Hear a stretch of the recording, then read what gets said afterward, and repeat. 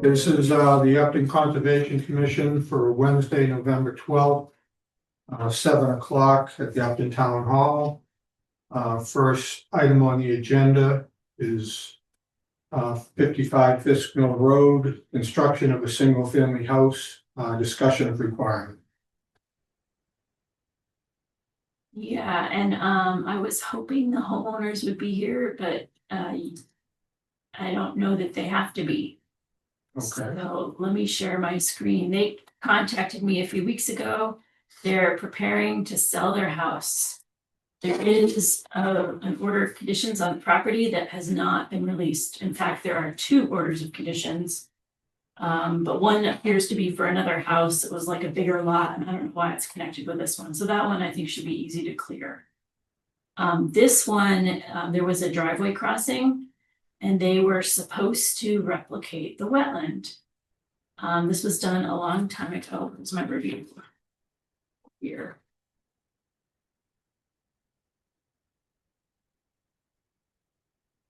All right, so this was done in approximately 2002. This is 55 Fisk Mill Road. And at the time, they applied for a certificate of compliance and the commission issued a partial because they said the bounds were not in, the replication area was not done. All right, so it's been a long time. well, it's only been 3 years, right? 2002.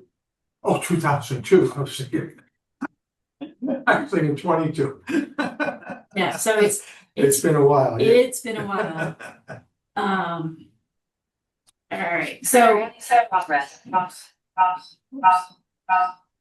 I don't know what happened. it's because you have your sound on, it's you have to turn it off. I thought I was just opening the packet. Oh. And you jumped into the meeting. Yeah, I did something different. Anyway, All you were right, saying. so here's the packet. And so I did a site visit. It does look like there has been a wetland created in this vicinity. There's a ton of speckled alder, it looked like some digging happened. I'll show you the pictures later. There were no bounds though whatsoever. And if you can see on the plan, this plan doesn't, there's two plans. This, apparently I did not load the most up-to-date one, but they had bounds like, I don't know, 12 of them along here. They had a ton of bounds. Let's see, do I say how many bounds? Yeah, 12 bounds were supposed to be along the edge of the driveway. They didn't put any of them in. So at minimum, they have to put the bounds in, although I was gonna ask, 12 seemed a little bit overkill for this amount of driveway. Maybe we could do 6 or something, or a small. Yeah, I mean, as far as I'm concerned, use your discretion if you can speak to them, if you can. Maybe there's 6 will work, I don't have an issue with that. As long as you tell them, where they need to go. Here's the driveway. And this is right next to the driveway. There's standing water. This is the wetland that was crossed. And then here, so wetlands on the left here, then you can see how there's like a berm. And this looks like the created wetland over here. Obviously, it's well established. It's been 20 years or whatever. And this looks like more of it, speckled alder. And then you can see this on the other side is the actual wetland. And you can see somebody dug a trench. And that goes actually into this wetland area. Now, in the order of conditions, it says that there has to be an as-built showing the replication area and the bounds, which there is not. There's nothing like that. I made a picture though. Let's see. Excuse me, are these the new people or the people who were living there when all These are the this people who are happened? living there, so they, yeah, They know all about this. they know all about this. And so here's, you can see, this is the approximate area of the replication area. That, I approximately did this from your map. You can see the kind of the water in the wetland, and then you can even see there's standing water in here too. So I'm satisfied that the wetland has been done. The plans called for a much larger replication, like 1.5 to 1, I think. That was standard back then. But I don't think they did about 1 to 1 or slightly, which is fine. So, yeah, so the question is, are we gonna make them get an as-built done? And if we're gonna do that, we may as well have somebody delineate the actual new wetland as to where the replication area edge is, like do all of it. And include the bounds. That's kind of the question for you guys. So they wanna sell it. They wanna sell the house. Well, they should have the bounds. The bounds up, Bounds are not up. They know they need to put the bounds in. Yeah. Absolutely should have the bounds. so they put the bounds. And then do we Do we know where the wetlands are now? Are they, do you think they're the same place they were on whatever plan you saw? Well, yeah, so here's the plan. I don't know, the wetland, I should have colored it, but the wetland, it's a big wetland. It's all the way up in here. This hatched area is the replication area, and then it's all the way on the other side of the driveway. So we could maybe potentially have them delineate, they wouldn't have to do the whole wetland, but just delineate kind of in the area of the replication area. We could have them do that, or we could just. So those are, Somehow I'm remembering this. you're remembering this one? I'm not at all. The details, Yeah. Name this Sam and Linda Petrie Fort or whatever. Let's see if they've showed up. do you remember this, It's a long time ago. anybody else? You know, Solid, do you remember this at all? Marcella? I think that's before my time. Okay, before my time too. So, they asked for certificate of compliance in 2006. That's when they got their partial. so what do you think about making them do an as-built as well as a final? What are your thoughts on that? Well, if you do an as-built, then you have a permanent record of the replication area, which I think is beneficial. I mean, it's not like this was just an order of conditions and they built in the buffer zone. This is actual, they had to do fill in the wetland, so. It's required in the order to do it. It has been, 20 years or whatever, but it is the same people. Yeah. And, presume that, it's obviously, it's gonna find an engineer to do this. They're gonna, it's the same engineers even in business or not, but. Right. So when you suggested that they maybe just delineate a certain area therefore. Right, I Where think, they did the they- replication. right, the as-built should show the house, the driveway, and the replication area, and then they can pull the wetland line from this plan. I'd be fine with that, fine with that. Yeah. And the bounds. And the bounds, it should show the bounds, That yes, sounds good to me. okay. I don't know about anybody else. Yeah, I think, Just Yeah, so that that going should be- forward, whoever moves in there, They know that, Knows. this is a, more for the future than for the past. right, exactly. yeah, I think doing the as-built and I have no problem with you working with them on the bounds. Right, If you think a dozen is overkill, then fine. And, right. work with them and do it. Any of the commission members have any thoughts on that they want to share? I think that definitely a new as-built to show the new wetlands is they've moved. Yeah. And I can just see the top of my Sala's head. Is this any better? That's Stop the share and then you guys can see. Oh, I got this little the security thing. HP security thing. I'm doing that, so. There you go. All right, so are we in agreement with the as-built? And the bounds put in, is that my understanding? Do we need to vote on that, or is that we just discussed that? I think it's okay to have a Yeah, discussion. okay, I If they thought so. question it, then Right. maybe we can vote on it, but Yeah, no, I thought that, so, I have a question yes. to the chair. When the house is constructed, do they have to supply an as-built in connection with that? They do, and I have that, we can look at it, but I The don't. reason, I think guess it's- what I'm thinking is that really all they need to do is have a plan that shows exactly where the replicated wetlands are. Yes, exactly. And so, they do, this is their as-built, which I found in the apartment files. Well, in order to It do just- but it that, doesn't they're have going to any- have to have those wetlands delineated. Yes, no, I understand that, but it I'm just seems just- a little bit of overkill to Yeah. have them. Do everything. Relocate the Yes, house. Yes. So here's the as-built. It shows the house, doesn't show the driveway. I kind of feel like it should show the driveway. Yes, It really needs to, it Yeah. needs to show the drive. And it shows the septic, and I don't think it even shows the road because this is the back of the lot. Septic's way up here, the road's down there. Yeah, they need it now, too. They do. Hello, Hi there. Hey. So- the bounds and the asphalt, we go. Yeah. Alright. Good. All right, Chris, it's all you now, 7:15. Get her an agenda. Thank you. You're gonna do the whole thing. Thank you, just good job.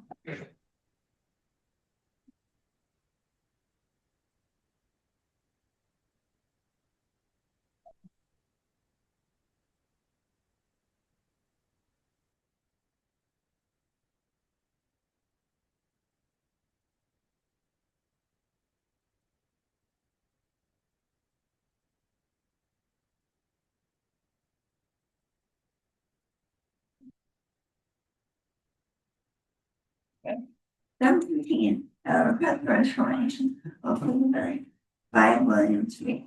Later, always something. Great. Notice is hereby given in accordance with the Wetlands Protection Act that the Upton Conservation Commission will hold the following public hearing Wednesday, November 12th. 7:15 PM, an RDA filed by Claudion Chavez for the replacement of a septic system at 5 Williams Street. I believe we have Margaret Bacon here representing the. Can you hear me okay? Yes, Yes? yes, Yes. Okay, yeah, I'm here tonight representing Claudine Chavez regarding a repair of an existing failed septic system up there at 5 William Street. It's an existing duplex house, three bedrooms on each side, 6 bedrooms total. So we have a septic plan that's all been designed and submitted to the Board of Health, who has approved it. But the system's within between the 50 and the 100-year buffer zone, but it's all in lawn area. I can show you the plan if that would be helpful. Do you want me to share the screen, Mary? Yeah, go ahead, Margaret. You should be able to.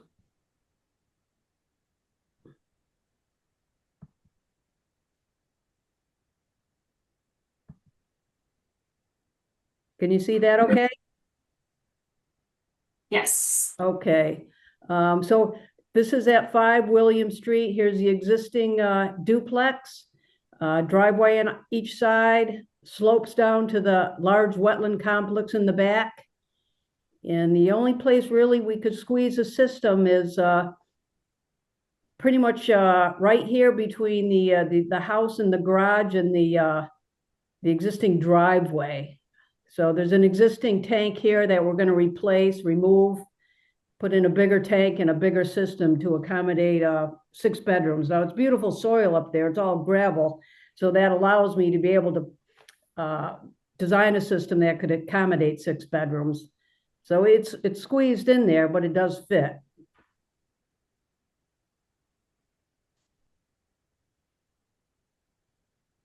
And town water, so I don't have to worry about wells. So here's the driveway, existing garage, house, and this is lawn, and then the tree layer right along the back edge, and then it slopes right down into the wetland. Not really much more you can do in this site. Unless I moved it down the hill and there's a flat area over here, but that's right next to the 50-foot buffer zone. That'd be a little more difficult to construct. thank you, Mary, any questions?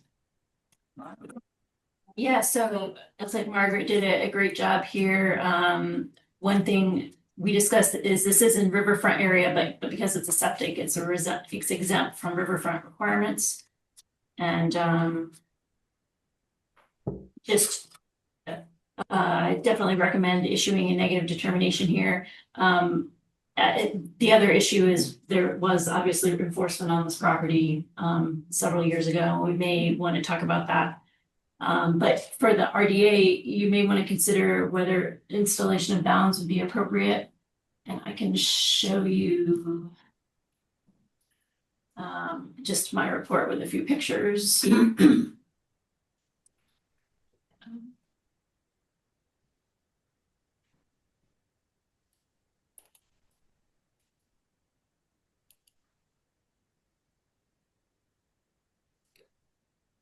Slow.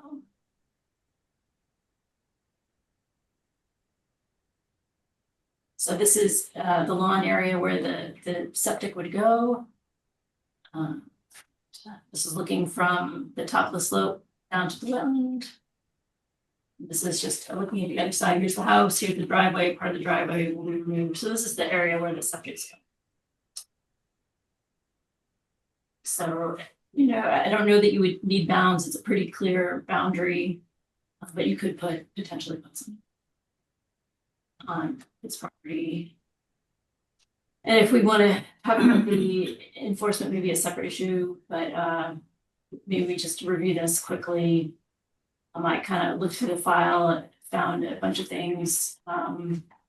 Basically, you know, there was fill put in, and the commission worked with the applicant for quite a while.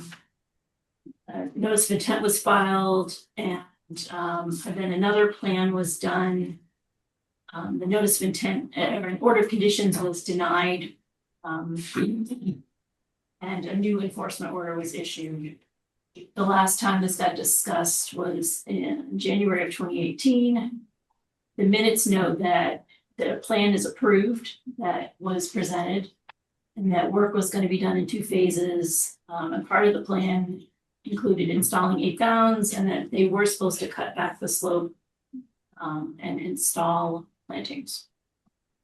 If you go fast forward, you know, however many years it's been, this is the area in question where the fill was put in. It is definitely stabilized now.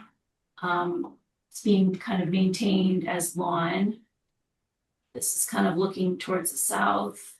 This is looking toward the north. The wetland is behind in both of these pictures. The edge of slope is kind of here, this vegetation line. Then when you look at the edge of the slope, you can see that the slope is stabilized. I don't know, I don't remember whether there was boulders or riprap there originally, but there seem to be a lot of boulders there now along the slope. It's stable. There's a lot of bittersweet. There's not a lot of vegetation growing here, partly because of the rocks, I believe. And this is looking the other direction, more to the south. This is a lot more natural than the rocks. There's trees in here. So the situation is definitely stable. It's not, if we were to install bounds at say a 30-foot line from the edge of the wetland here, I believe it would only go a little bit kind of into the lawn.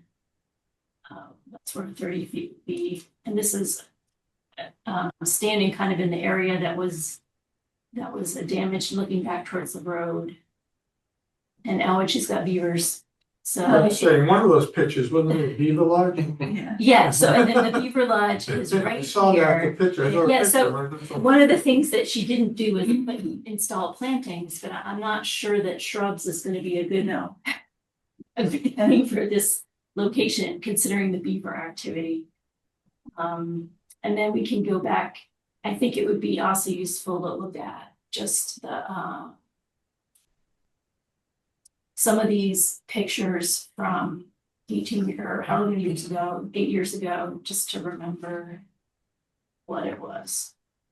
So this is all the dirt, very steep trees, and I don't see evidence of these trees. They may have all decomposed, whether they were moved, I don't know. Or maybe the beavers took care of them. And this stand of trees right here is still there, living, thriving, seem to be okay. Again, here's the the side of the bank. The area. And this is the stand of trees that you can still see today. They're doing well. This is one of the plans that came up, and the reason I put it in here is it shows the disturbed area. I think that says 18,000 square feet. It was large. It's a big disturbance, all in the riverfront area. And then this was Dave's last document, kind of talking about what to do. But unfortunately, this plan that he mentions here, I haven't been able to locate it, and it's the most up-to-date plan for this property. So obviously, I think the homeowner, has already put a fair bit of money in terms of hiring engineers and stuff, but didn't actually, do the work to pull back the fill. It has been a long time and everything's stable. But now that, she's coming before us again, I think it's a time to at least address it, or at least talk about what we would like to see. What's the date of Dave's? So Dave's letter was January 10, 2018. So is the homeowner the same homeowner? Basically, it's in the family. That's what it was. The house was sold to a family member or something. Now I remember that because I didn't know how they could have sold it without each. Well, the enforcement orders do not get recorded at the registry. Wow. Although I think we could potentially do that, but and in this case probably should have. The mother owned this property or something.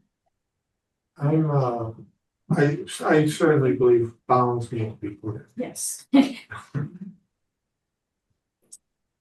Yeah, I thought of a couple options, it seems like there's a couple options. We could put bounds kind of at 30 foot. We could just ask her not to maintain that area at all and let it revegetate to woods.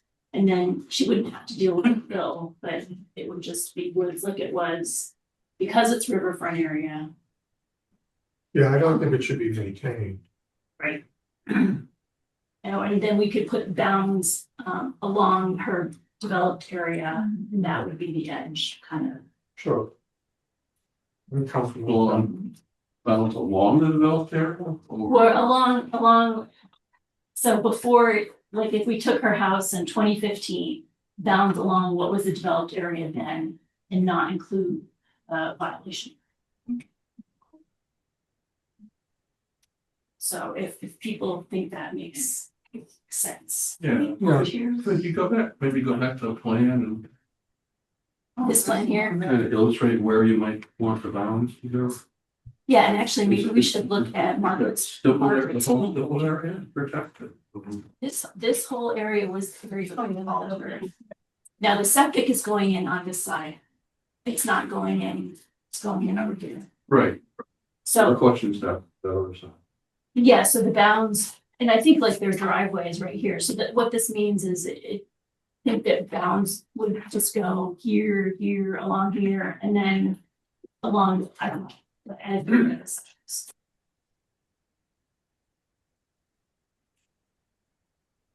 You okay with that? Yeah, I'm comfortable with that. Was this a duplex before? I think it was just a single family. Yeah, I thought it was good. It was single family. Yeah, I don't know. That septic gonna be not our business, I guess. So Well- it's gonna be big enough for a duplex. Was Well- taking the spot of the single. Right, well, I think Margaret designed it for, how many bedrooms, Margaret? Six bedrooms, and all the plumbing down in the basement all goes out to the right side of that house. So it goes into an existing septic tank and then into some type of a leach field, but I think the septic tank is 1,000 gallons, so that's too small to begin with. And I don't know how big the septic system is, but what I've designed now will accommodate a 6-bedroom house. And Mary, so my intent was, I know there's the old enforcement that's still kind of hanging over this property. And then we have the RDA because we have a failed septic. So I was kind of hoping to maybe keep the two separate, get the RDA through with a negative determination so that we can get that replaced as soon as possible, because it is in failure, and that she has to have that tank pumped out every few weeks. And then talk about the enforcement, and I can prepare another plan, Mary, if that will help, and you can, give me suggestions where you'd like to see those bounds or whatever else you'd like to see. I basically have the plan now, so it wouldn't take much to modify it to address the enforcement. Good idea. And you know what What maybe guarantee do we have that it would be done? right, so maybe And what we again, could the do third is time. sometimes I put this in my determinations that, for septic repairs, we've done this report before, that we require bounds for septic repairs, and we'll just require more bounds, but we'll approve it. But that'll be one of the conditions, and then maybe we can make a condition that you would send us this updated plan as well. But you guys can get started with the repair, I would think. Sure. Could that plan be recorded? Final plan that shows the bound, Oh, yeah, I think it could be. it could require that. It's where, if we put this on a determination, it's. We can ask for that. I think it's a little bit like, yeah, we can ask for that, but there's no like mechanism. Right. Once we issue a determination, it's issued. That would be memorialized. Right. Well, when they sell it, they won't want any. They won't want any- encumbrances. and things. Right, exactly. This is Chris. I have a question with the duplex. How is the maintenance of the septic system achieved with the two approach?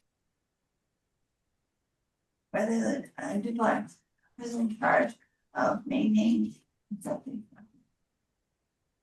Did you get that, Margaret? So. No, what was the question? So the question is, like, it's a duplex, and so who's in charge of maintaining it?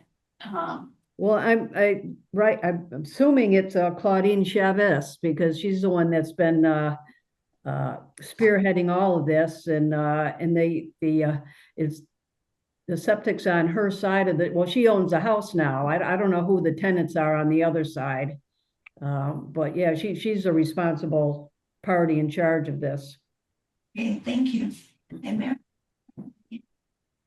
Oh, yeah. someone had their hand up. There you go. Don't either. Marcella, was that you with your hand up? No,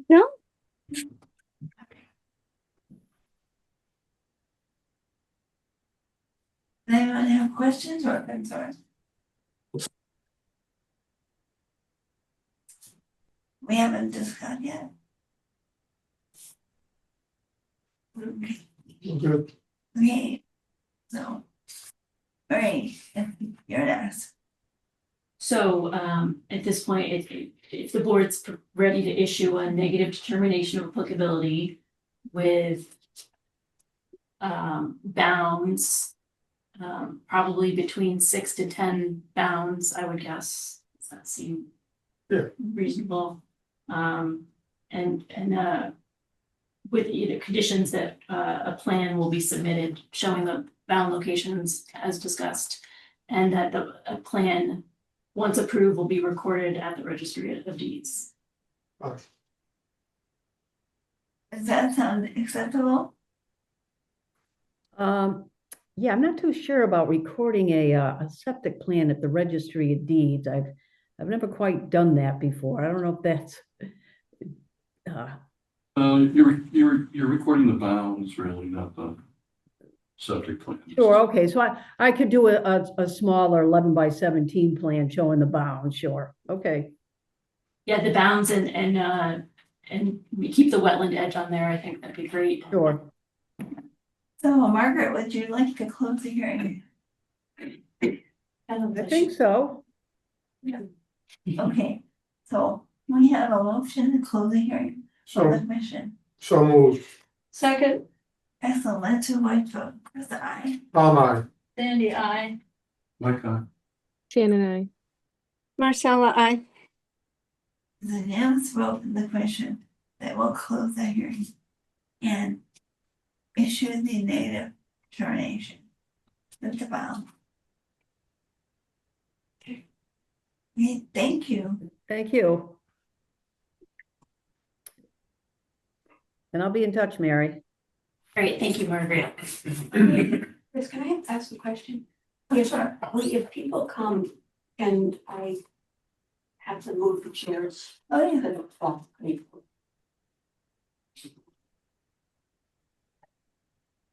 Great.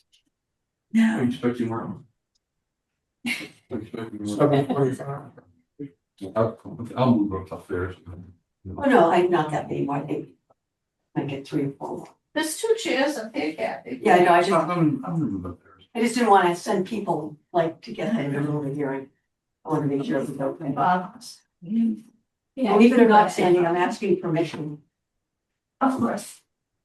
Okay, 7:25. Land development permit for 122 Christian Hill Road. Construction of a single family home. Septic. System here. Well, private. Associated rate. Yeah, notice is hereby given in accordance with the Wetlands Protection Act and the Town of Upton Stormwater Bylaw that the Upton Conservation Commission will hold the following public hearing on Wednesday, November 12th, 7:25 PM, land disturbance permit filed by Lonnie Tenio for construction of a single-family home, septic system, driveway, and associated grading for a future pool located at 122 Christian Hill Road. And Peter Lavoy is here representing the applicants. Go ahead, Peter. Do you want me to share? Yeah, why don't you go ahead? Okay. Good evening. My name's Peter Lavoy. I work with D&L Design Group. I am here representing MJT LLC. The project's located at 122 Christian Hill Road.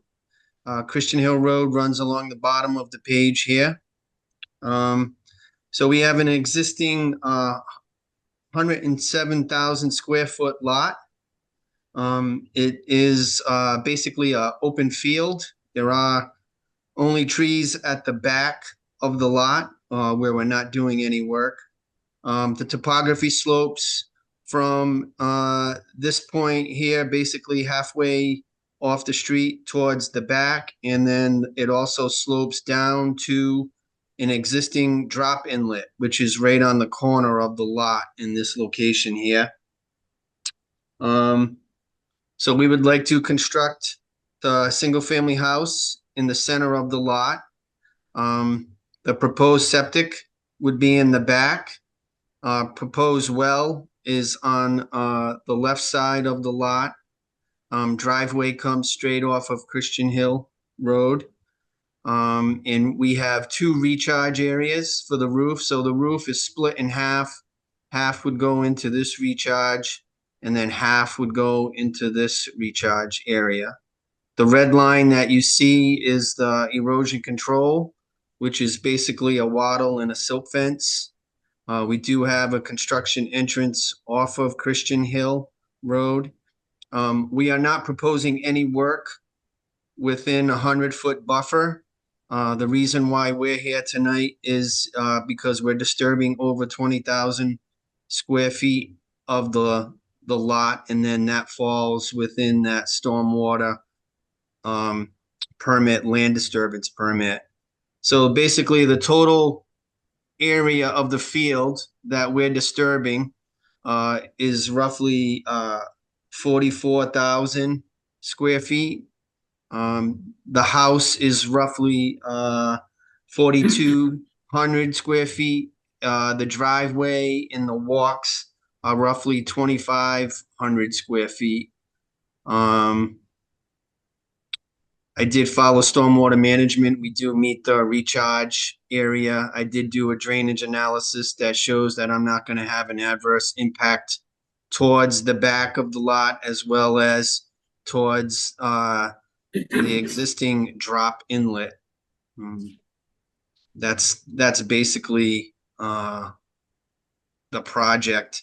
Like I said, we're here tonight because we're disturbing over the 20,000 square feet, and then that triggers the land disturbance and stormwater permit. Any questions I can answer? Mary, you're first. Yeah, and I discussed with Peter, that there is a wetland at the very rear of the property. And I think it would be good to show, and I believe all the work is well away from it, but if he could show that at least the 100-foot buffer to that, even just pulling it off Mass GIS, you can see it on the Mass GIS. Pull that off of there without having to do a delineation. I did go out there and look at the wetland, and it seems to be approximately in the area where it's indicated on the GIS. And that was pretty much all my comments. Peter already took care of some of the other things I noted. One thing the bylaw talks about is, do we want to have peer review for looking at the stormwater calculations? It seems that, with myself not being an engineer, it looks like, he has got the appropriate size Coltex, in a very rough sense, but, we could obviously hire someone to look at this to check, if we wanted to. So that's something the board should consider. Otherwise, just recommend approving the project. I'll share a few pictures of the lot. So you guys can see it. Just a view from the street, pretty much open field. There's a small edge of the wetland area, right at the edge of the property. And drop inlet. And just looking from the wetland toward the developed area. He's got it all staked out. You can't really see the stakes very much in the picture.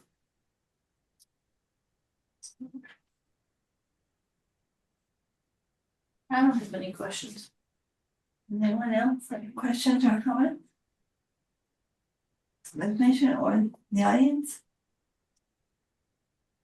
Someone was a hand up. Right, you do, I think, Right down there again. let's see, we may have neighbors here.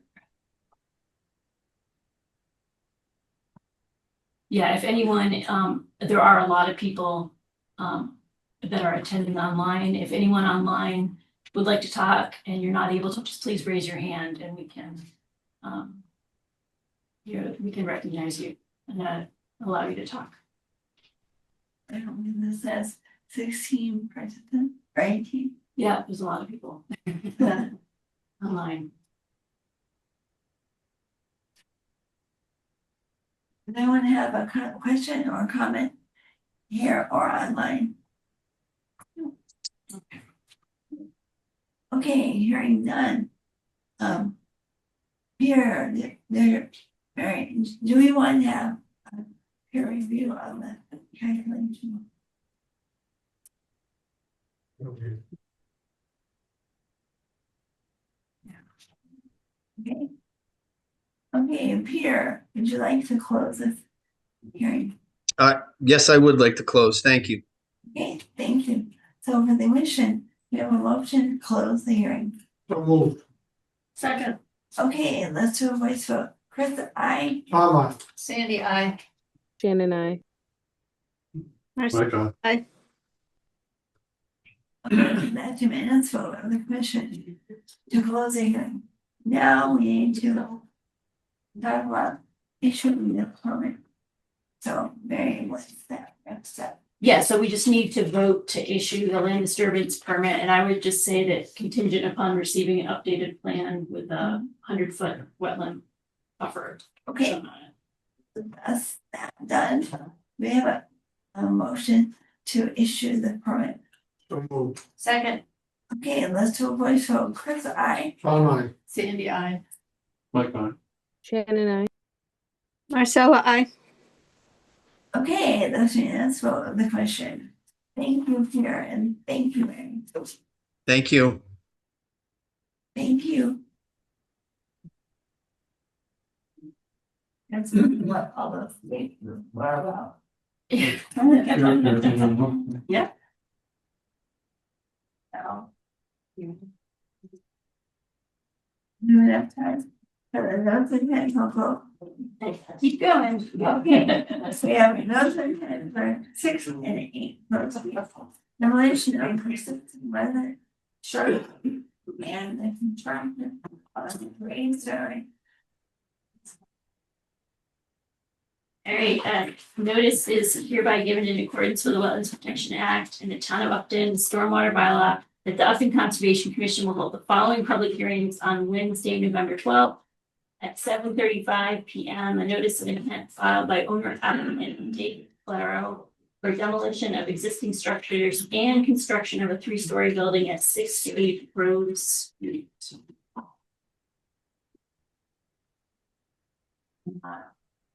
Mr. Allen is here in person to present this, and I will try to bring it up on the screen for those of you who are online.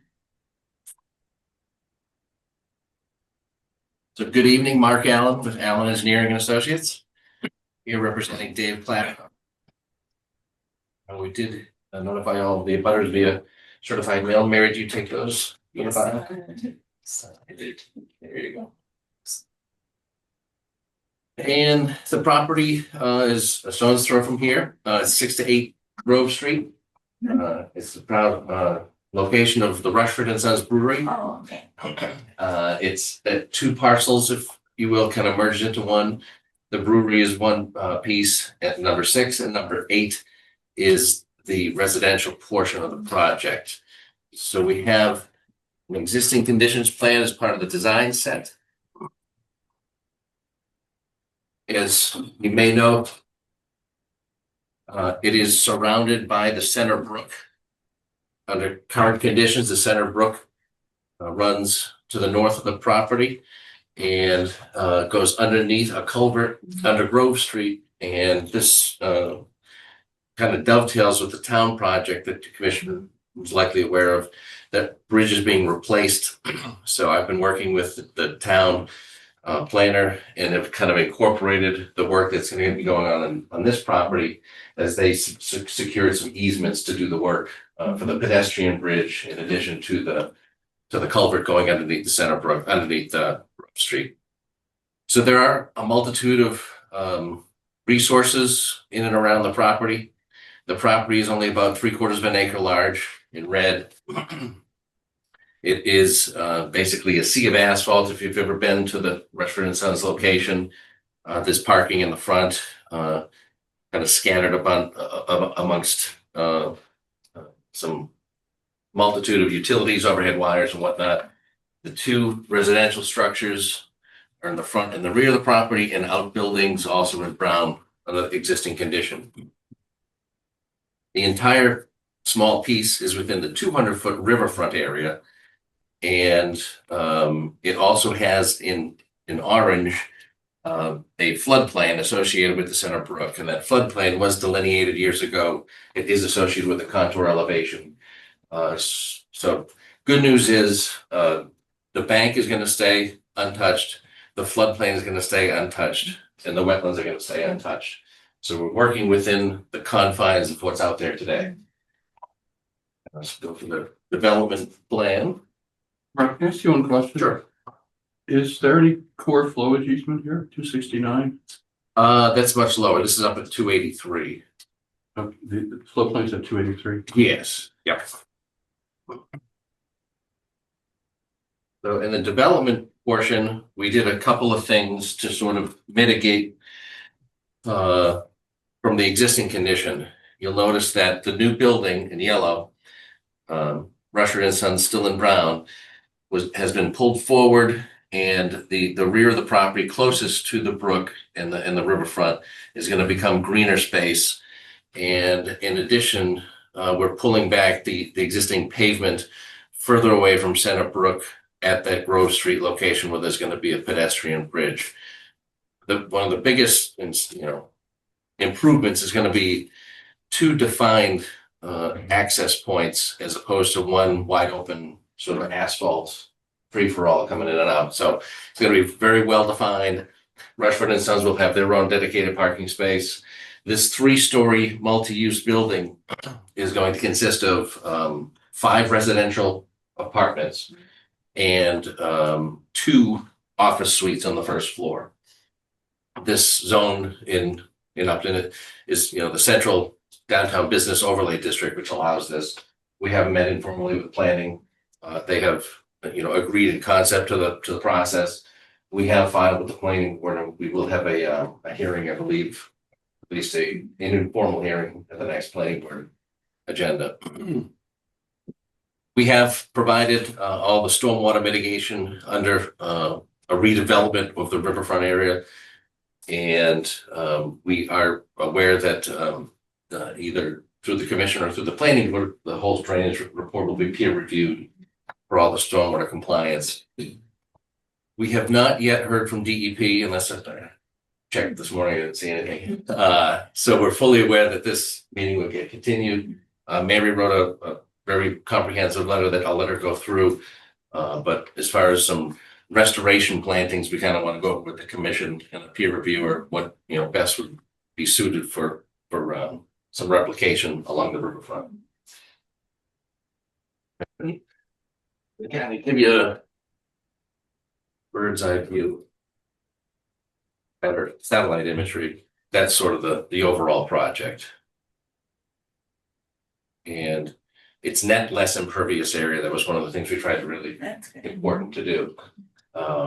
It's a small delta, but it's at least we try to recognize. We're going to go for a pavement reduction, parking lot reduction through the planning board. So we hope we can get through that. So any questions the commission may have? Or Mary, go through her report. Mary, you have your report. Sure. So just one thing I know, the Wetlands Protection Act states that for previously disturbed riverfront area, at a minimum, the proposed work shall result in an improvement over existing conditions of the capacity of the riverfront area to protect interests. So as Mark stated, and obviously they're trying to work with a lot here, that the total impervious area, it only decreases 253 feet. So it's a minor improvement, but it is an improvement. And one thing that might be a concern is that actual building footprints increases a little bit, while the parking lot area is less than that. So they reduce the parking lot areas to allow for a slightly bigger building footprint. And in my mind, I don't know, the building, it's a much more permanent structure than a parking area. So you're really adding a little bit more building to the lot, but maybe that doesn't matter. But just kind of to give you an idea of what's going on here. They are pulling everything way back, which is great. Rushford, the building is currently about 9 feet from the wetland edge, and obviously that building is staying the same. The current rear residential structure is only 17 feet from the wetland edge, and the new building will be about 45, so that's great. However, our town of Upton bylaw, which this would fall under because it's a commercial project, it does require 75 feet. So this would this project would require a variance from that because of the 75 feet is pretty far back. And then I guess I was just, one thing I looked at is the very southern portion of the lot. Just a question I had for Mark is whether you were assuming the whole lot was pretty much disturbed, or whether that very southern portion where there's kind of a line of trees. Yeah, there's a little knoll here. Yeah. Yeah, so that in the existing condition and in the drainage report, that was modeled as wooded area. Is wooded area. Yeah. So that was, so that area, so there is, down here, there is an area that is not disturbed and will be disturbed by this project. They have to cut all those trees down. So just to note that it is a small area. And if you look at, and I think I'm going to share this because Mark doesn't have this picture. If you look at the aerial photo showing the tree canopy, and not this is huge, you are going to lose. We're going to lose some, and obviously this happens, but it's an interesting visual. to me, it was an interesting visual just because it's a very developed lot, but there is still a lot of tree canopy on it, which I think is probably provides, some benefit. So if you just look at the aerial photos, so here's the lot, which is obviously very developed, but this section of trees in here is a pretty, with the canopy, it provides a lot of shade and stuff. So this portion will be lost. So just for the board to note that. And then I just had some comments about the restoration plan should just be a little bit more detailed. And I guess I would kind of like to see maybe some more specific drawn out areas. We're losing a little bit of this undeveloped riverfront area. And just maybe draw more specifically on the plans, this area is gonna be the new area, how many square feet is it gonna be, et cetera, so we know. So I think that was just a comment there. Other than that, it looks like, this is a really good first start. So, Yeah, oh, and they haven't, not much of an alternatives analysis, which is required in the act. yeah, so, and one of the things with the slightly increased roof area, the benefit is like Mary said, the roof is much further away from the resources. And roofs are considered clean runoff as opposed to asphalt that get all the oils and the greases and the total suspended solids. Roof is a little bit cleaner. And the roof is going to be all captured and infiltrated into the system. So we think that the net benefits for the area are significant. But yeah, well, my thought is to get DEP's comments, go to the planning board, get their comments, get peer reviewed comments, and sort of come back to you with a fully revised, fully written out response to all the comments that we get from all boards. Oh yeah, I forgot to mention, there's a little bit of Japanese knotweed that we can remove as part of this project. And I think that these stone walls here are actually very nice and very old. I imagine they have to go, right? No, actually, they don't. They don't? Yeah. Yes, that can stay. Yeah, and then there's another one behind the house. This. Yes, that can stay as well. Yeah, those are really nice. I have one question, like where you have all the green Mhm. in that area, they have trees put in to mitigate the one thing. Yes, so what we're gonna do, and I'm gonna bolster sort of the amounts and the quantities, we're going to replant that back area along the river. Landscape plan. Yeah, I called out an area that, will grow over time, and the canopy will obviously grow over time. But we'll show that area will mitigate the canopy that's gonna be lost. Okay, thank you. Mhm. We have other questions and comments from the commission. Or from the audience, just let them know who you are and then where you live and then where you're from. I have a question. Are you proposing any bounds along the right-hand side there? We hadn't, and there is some area that once this area gets mitigated with the tree vegetation, we could likely put some along the 30-foot. A lot of it's gonna be, from the building to the parking lot. So, but we could add some in that new mitigation area. Any questions? Not yet. Okay. Could you do any better than 30 feet there? Oh. That's not riverfront there, is it? The whole thing is- parcel's in there. But it's at riverfront because of Center Brook or because of the other. Well, and actually the wetland delineator, he thought that the riverfront should go all the way down here Oh. because of, and so this is the river, not the 100-foot line, so the whole, everything's riverfront. So that's like a backwater of Center Brook. Yeah. Okay. Yeah, I thought that was interesting. So yeah, well, that's bolsters my thought. is Push, those yeah, I bounds- think, Push those bounds as close as you can to the building. yeah, it's pretty much the whole back to the buildings, if you could like put that as planted area. That would be all. Yeah, one question that everyone gets to sign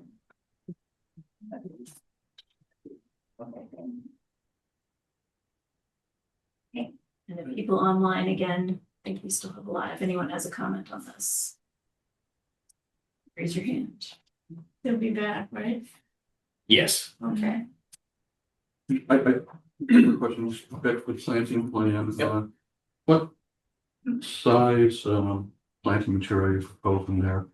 Probably lots of times I kind of propose like restoration grade type materials, not very big, but since we're actually losing some mature trees here. Right.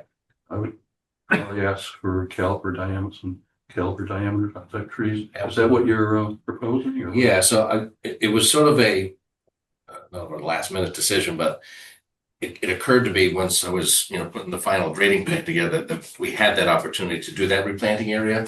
So I'm gonna get with Joe McHugh and maybe, bounce it off Mary, what types of trees, what sizes of trees, a mix of shrubs. So we'll come back with a much more bolstered. With the knowledge that there's beavers in there too. Science, beavers. Go away. Maybe some metal wrapping. Yeah, maybe the trees just need to be wrapped. And maybe in there, people came in the Japanese county. Will they crawl right up on and get the nutrients too, would they? Oh. Oh, yeah. New trees. Oh, yeah. They're tasty. I wonder if you could. Plan put on putting a fence along. Yeah. the- No thanks. Yeah.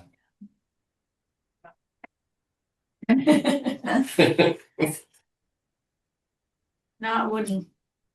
No. No, there's one tree on Pratt Pond, right near the road. It's chewed out about 2 feet. Just waiting to fall over.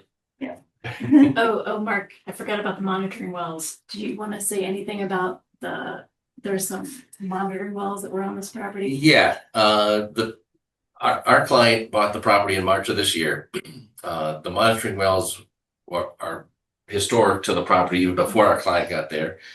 You may recall this was I think it was Martin Oil at one point, and they had monitoring wells sunk years and years and years ago. They're still there. They don't need to be touched with the new construction. They were investigated at the purchase time, and everything was clean. So yeah, we don't need to touch the monitoring wells. Yeah. Excellent, thank you. So there's no need for any soil testing anywhere. The limited soil testing we did was for the drainage system. The architects may do a couple of borings just for structural integrity of the soil there, but So in terms of contaminants, you're not proposing that? no. So we need to set a time for the continuation of this one. Doesn't matter when they're gonna be through with all the other board, do it? No, so I would suggest that if you meet in December, is it once or twice in December?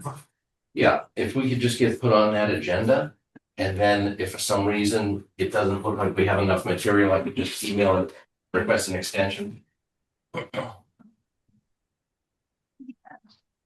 December.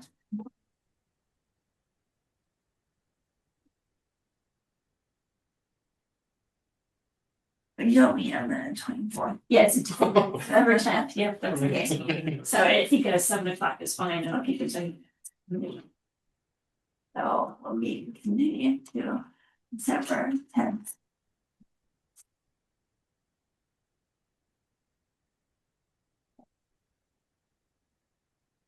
Here. It's like continuing to December 10th. And so,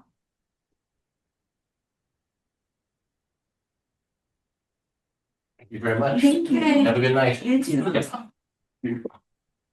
What's next? So, 7:45. We have a point of request for termination of applicability for 75 Elm Street. Fill in backyard. Right, little of 20. From 20. Yeah, and I believe, I have not heard from the applicant unless he's online. If you are, please raise your hand. But I don't think he's actually prepared to talk tonight. So should we continue it? Yeah, for the moment.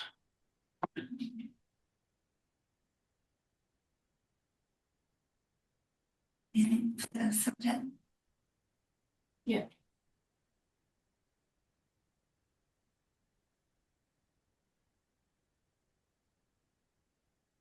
Oh, 7:30 meeting.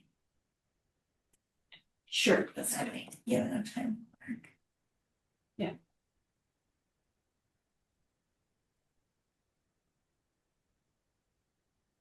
Now. Time is it? 7:50. Oh, Yeah, okay. now it's time for 7:50. East Street Estates. Tesfits and borings required of a wetland crossing. They want to hear for that one. Yeah, I believe it's John Federico is here. He just be joining us, and I don't know if anyone else need to. Does anyone else from Bergen Hamlin need to get on for this one? Let me know. Raise your hand, and I It's can. like hand raised. Great, thank you so much. John Federico with Guerrier and Halnon. If you would like, I can share a plan, but essentially we're just coming back in front of you as we're going through the planning board process to seek just at least a verification that we're not going to be having any issues to seek some new boring test pits for a couple of the detention basins that we have on site, as well as some borings through the wetland area for the proposed retaining wall and culverts that we're going to be having to facilitate the crossing area. But if you wouldn't mind bearing with me for one moment, let me pull up the plan for everybody to see here.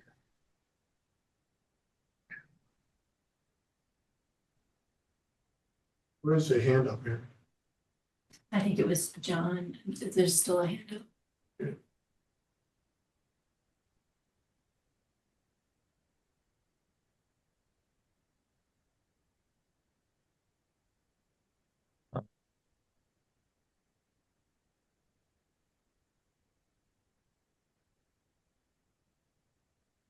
Okay, is everybody able to see at least the title page for East Street Estates?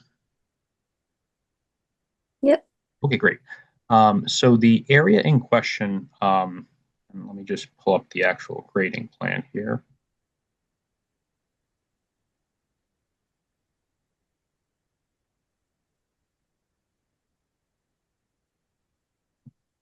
Right here, we have located East Street and then our proposed roadway A. Since this has last been in front of the board and we are intending to come in to file an amended order of conditions, we had a couple of tweaks along this roadway's orientation to line it up with Rockwood Lane across the street. But primarily, the wetland crossing area has not changed since the original proposal.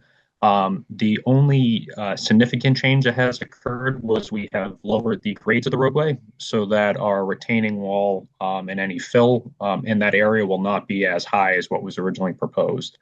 But we would be looking to do a few borings. I'm not sure of the exact number, but along this northern edge as well as the southern edge of that proposed crossing, just so that we can make sure that any of the footing designs we have for that wall and the culvert are appropriately supported through the area. And then the second location that we're looking to have some additional test pits will be after the crossing. There will be one or two that will be located in this basin number 2. And then we will have one or two more that will be located in this basin 4 bay. So as far as this area goes, this is all wooded. We will try to limit any disturbance that we're doing out there until we have, full project approval. But primarily the borings within the wetland area would be our biggest ask from the commission. And I believe the order of conditions currently is active until 2027, but Mary, please do correct me if I'm wrong on that. Yeah, it is active. It fell under the extension, the 2-year extension, so otherwise it would have expired this year. Okay, great. Thank you. So where are your questions or comments?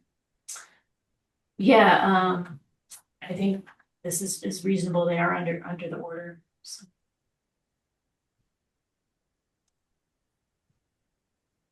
The equipment can get in and out without Well, the crazy equipment, disturbance. yeah, how is the equipment gonna get in and out for this? As far as like a boring rig goes, I'm not sure exactly what their plans would be for something like that. I know in terms of the developer and his machines to do any of the test bits needed in the basin area shown here, we could use like a rubber track excavator or something limiting any impacts out there if that's appropriate. Or if there's anything in particular that the commission's looking for. I'm not sure typically for wetland crossings what is used to kind of protect them. But I'm more than happy to take any suggestions and discuss it further with the developer. Isn't there an existing cart road? I believe there is, but I am not 100% sure about that. I know that they did previously test on this site in several of these areas, so I'm assuming they would try to utilize any clearings that were previously done out there to the max extent possible. Thank you. Isn't that retaining wall along that cart road? Yeah, I think Right, so they'd probably be going in on that cart road? I would assume Yeah, so. okay.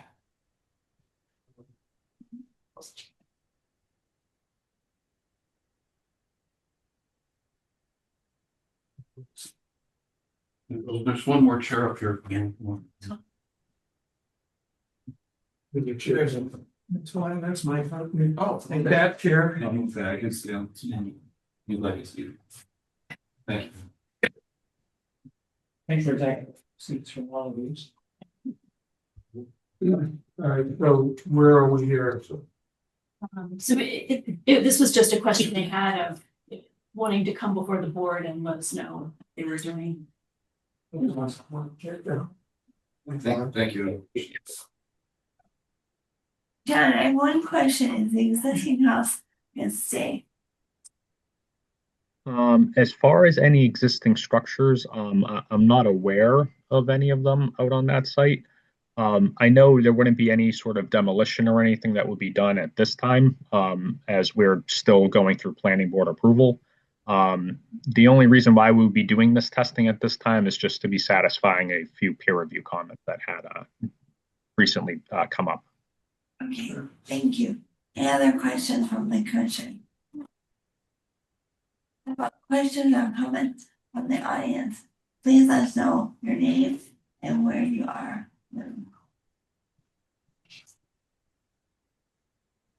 So this is just for the board. So later on, I have another hearing for the actual project amendment. Okay. Yes, we would be coming back for an amendment if I understood that correctly. I apologize. Yeah. So this will be also advertised when we hear from them again. But thank you for coming. I appreciate that. And Mary, if there was any thing in particular that you or the commission does come up with, just please let me know with an email and we'll make sure that we do coordinate accordingly for everything. Okay. Yeah, and what date, when are you guys thinking to get out there? It's probably sooner rather than later. Since there wasn't any major objections or anything like that, I'll be reaching out to the developer, try to see if we can get something scheduled in the next couple of weeks. And then if you need to be informed of a date or possibly stop by or anything along those lines, I'll be more than happy to keep you posted on that end. All right, great. Thank you, John. Thank you. No problem. Thank you. And we also have Fowler Street Beavers. Crocker Road. I figured we probably have more people for the Beavers. Crocker Road will take 5 minutes. Okay, so And I think they've been waiting Yeah. on the plan. let's do this with different plan for 93 Park Road. And so let me just, I need to get the engineer is here. It's here. And then for 93 Crockett, if you do need me to jump in for anything, I'm more than happy to speak on that project as well. Thank you, John. I forgot that it was, you were doing both of these. Yeah, so. Yeah, I know Gene might be in the audience as well, so not sure if he needs to kind of spearhead anything there. But as far as at least everything on my end goes, we had a couple minor deviations from the plan, but everything was substantially compliant in our opinion. Site looks beautiful out there. Everything's well stabilized. I know a couple of the conditions regarding some of the bounds and markers have been taken care of. And anything planting related, I know Gene has been working with Mary on to get all that addressed. Yeah, I can just share my report.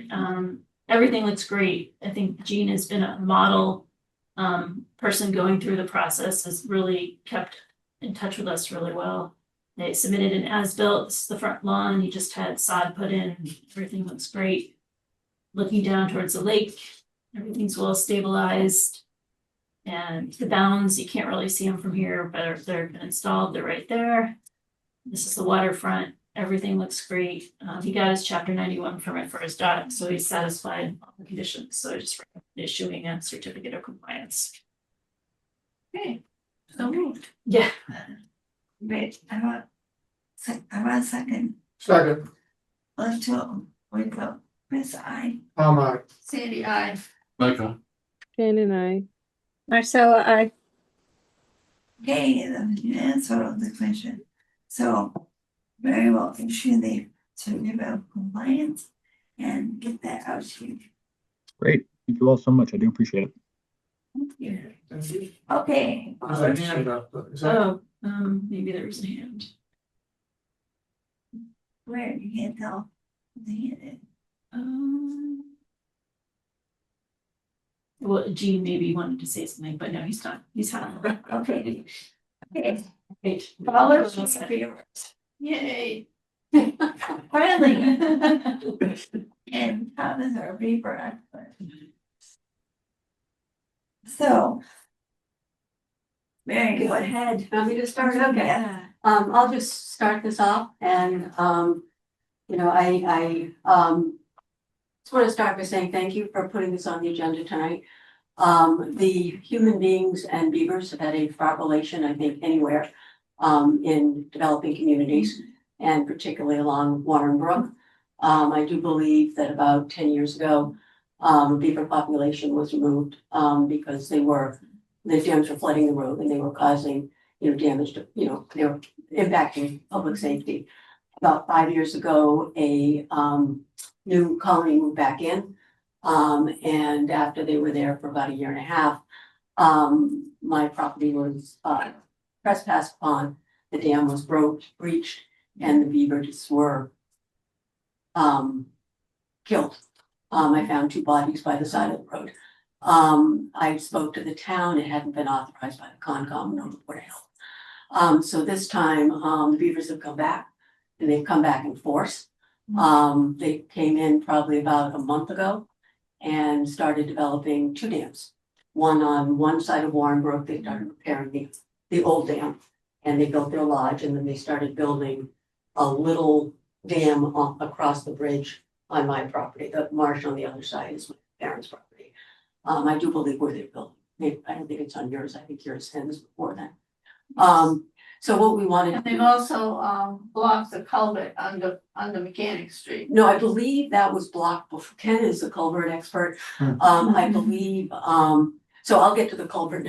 But what we were hoping to do is get ahead of the curve to try to minimize the impact of the beavers to see, you know, if the beavers can remain, because we know there's a process to be followed, and if the beavers are impacting human health and for public safety. And Tom, thank you, you educated me the last time I was before the Conservation Commission, and no, it's totally true. But I think last time, again, that wasn't the reason the beaver dam was reached. So. You know, was that when I remember one time the tree actually gave way. And then the whole thing went rushing down. no, that wasn't, that was That was a different a time? different time. Okay. And that also happened in the storm this weekend. And you found dead beavers? Yeah, yeah. Where were they? They were along Fowler Street, further towards Warren. They were, if you went down Mechanic past Right, the yeah, bridge. And one had been ground up by one of the machines that, you know, cleaned the, I think it was dead. And the other one Okay, was I just, wondering yeah, how no. they died. No, there was no evidence of getting hit by a car. There wasn't any, of course, one was ground up, so I couldn't tell. But anyway, so we wanted to get ahead of the curve this time. Just to, prevent any problems that we can prevent.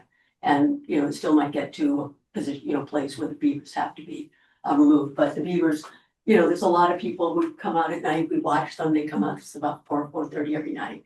And I think there are about 6 of them. There's one baby that we've seen. There's lots of people that have videos of them. I mean, it's really fun to watch. And I was gonna bring everyone a stick, but then I thought you'd drive me out of here, so I decided not to do that. Thank you. But anyways, so we were looking at 3 different possibilities. One of them is getting a beaver deceiver or a pond leveler in there. I did talk to Mary about that a little bit. Another one, idea we had was just, to reiterate to people that there's a process to be followed. And I know there's stuff on your website, but that stuff on the website didn't stop the DPW from coming down a week and a half ago and taking down the lower dam. But the beavers built it back in 2 days. And then, the third thing is that, Ken was noting, Ken Ray is one of the residents that, visits beavers and, talks about, works with us on this, is that, Warren Brook, it seems to be, and I don't know exactly how to explain it, most of the water flows down Warren Brook. And then there's area that goes by Sandy's house that is directed towards Baker's Pond. Yeah. That culvert has been totally blocked for some time. So what happens is when there's a rainstorm, all the water goes down Warren Brook, under the bridge. And that backs into where the dam is that was flooding the street, which could have flooded the street, it came back to the dam, which is why DPW got involved. So that's, we're looking at that culvert cleared, which is a fairly simple, fix. And I don't know if that's you or if that's DPW or who. And Ken. I wouldn't want to do it, but I'm sure I'll do it. Yeah. Is that, The culvert is town property. so can an individual come in and clear it or? No. Okay. Like someone can go on a private property. The DPW has cleared culverts. and Oh, yeah, absolutely.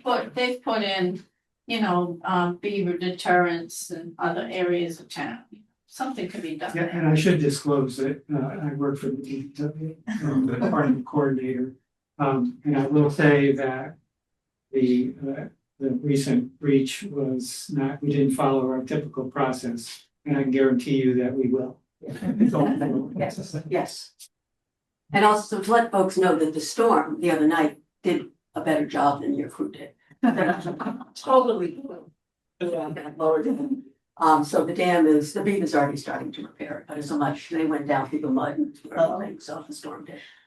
So, Bill, could I ask you, I know that there were crews that were inspecting all the culverts in town. Yeah. Did that all happen and Virtually all of the culverts in town. did that one get looked at? Oh, absolutely. Really? I could probably check the report to see what they concluded. Okay. I mean, there's 200 some culverts. Oh, yeah, I know, it's a lot of work. But they did a lot of work, they did a great job. But that was definitely one of the. what did it take to get it cleaned out?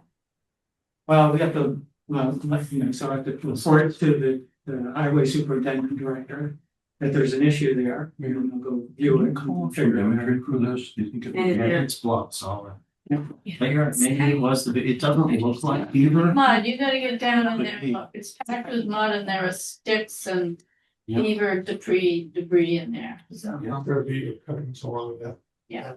And they've been harvesting my lumber.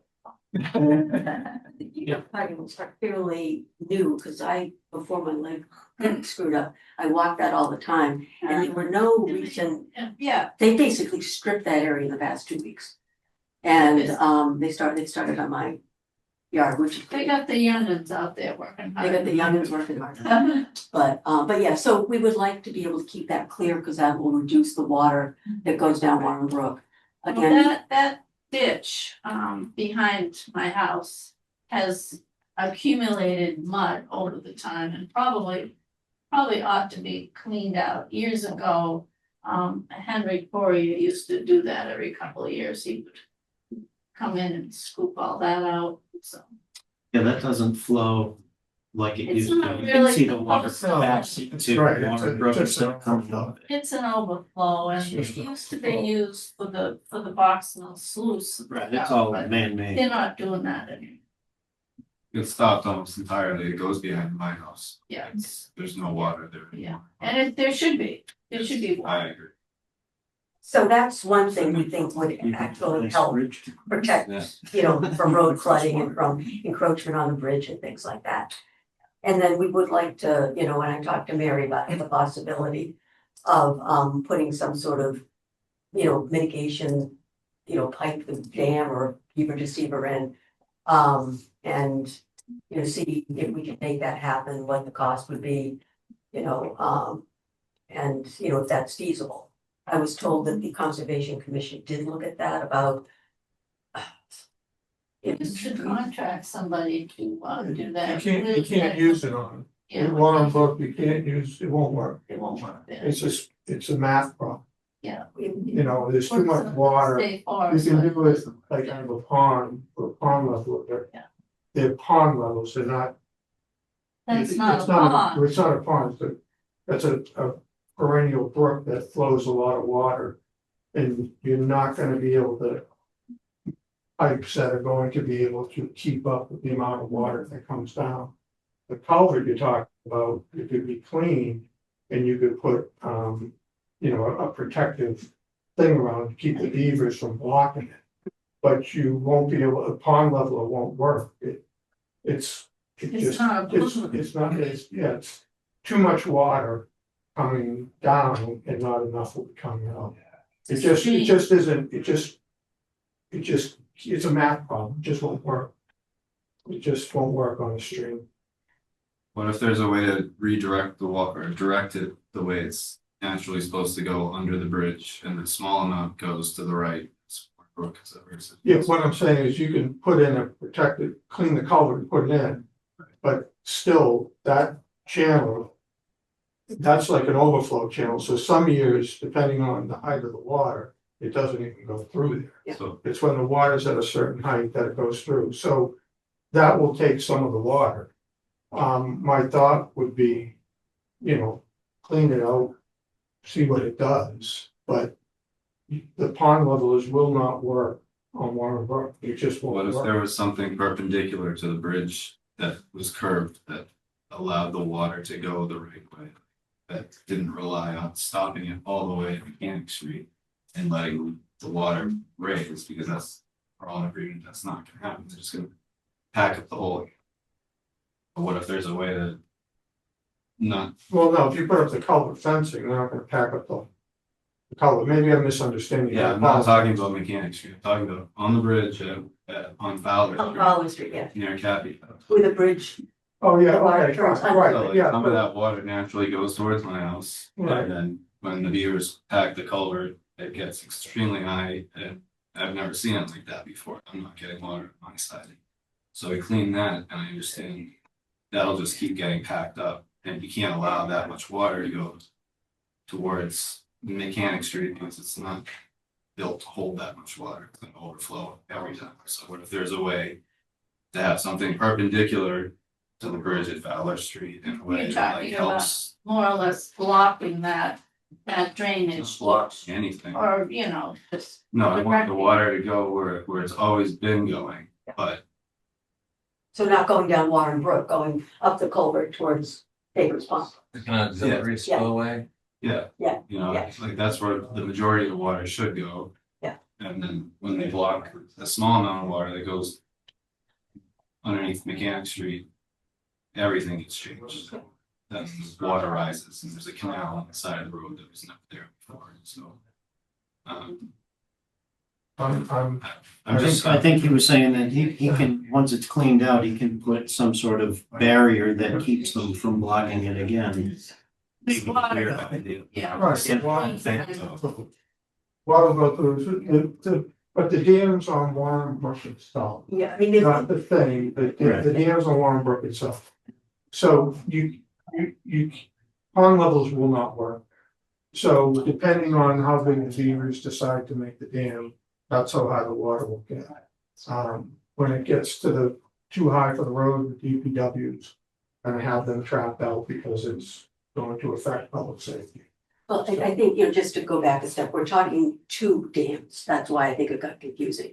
We're talking about the upper dam, which is what I call the upper dam. Yeah. Which is the bigger one. Yeah, the And I think original. that's the one that was there before that Right. caused problems. Right. We're talking the lower dam, which I've never The seen secondary before. dam, that's the on my secondary side, dam, right, you know, that's of a the bridge. secondary dam. And so I think that what Chris is talking about would help alleviate any, some of the problems from that secondary dam. The primary dam is the one that I think was breached, not officially last time. And that's the one we'd kind of like to get ahead of. Is there any, why wouldn't, I understand that the flow wouldn't catch up with it, but when the dam is not there, that whole area turns into like a smelly muck.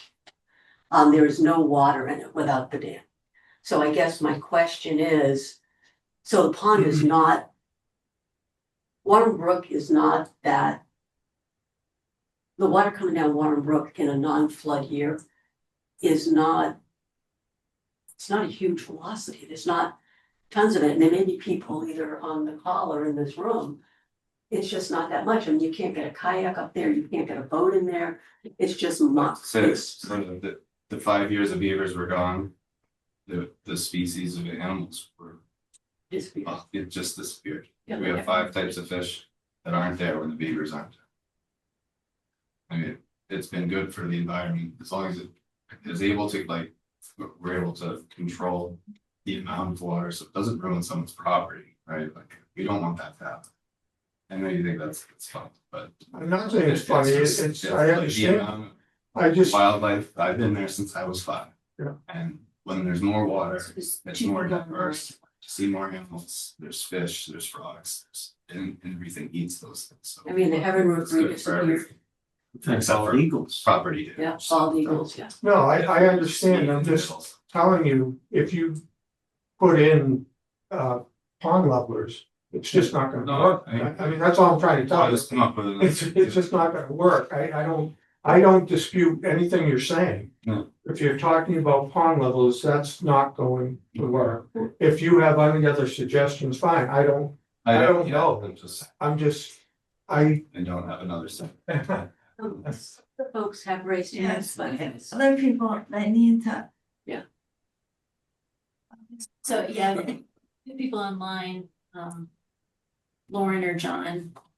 Yeah, this is John, and apologies for my voice. I'm a little ill today, but I'm not sure I understand why a pond leveler wouldn't work, because when the beaver dam is present, there is a pond, it's the beaver pond, and then the leveler would simply allow that pond to, in a steady state, not exceed a level. So why wouldn't that work? there's too much water in that system. We did look at this years ago. And it's just not going to work. You're gonna put a couple of pipes in there. Right, that's how they work. You put in a couple of pipes, right? But it's not going to be enough to keep the pond at a certain level.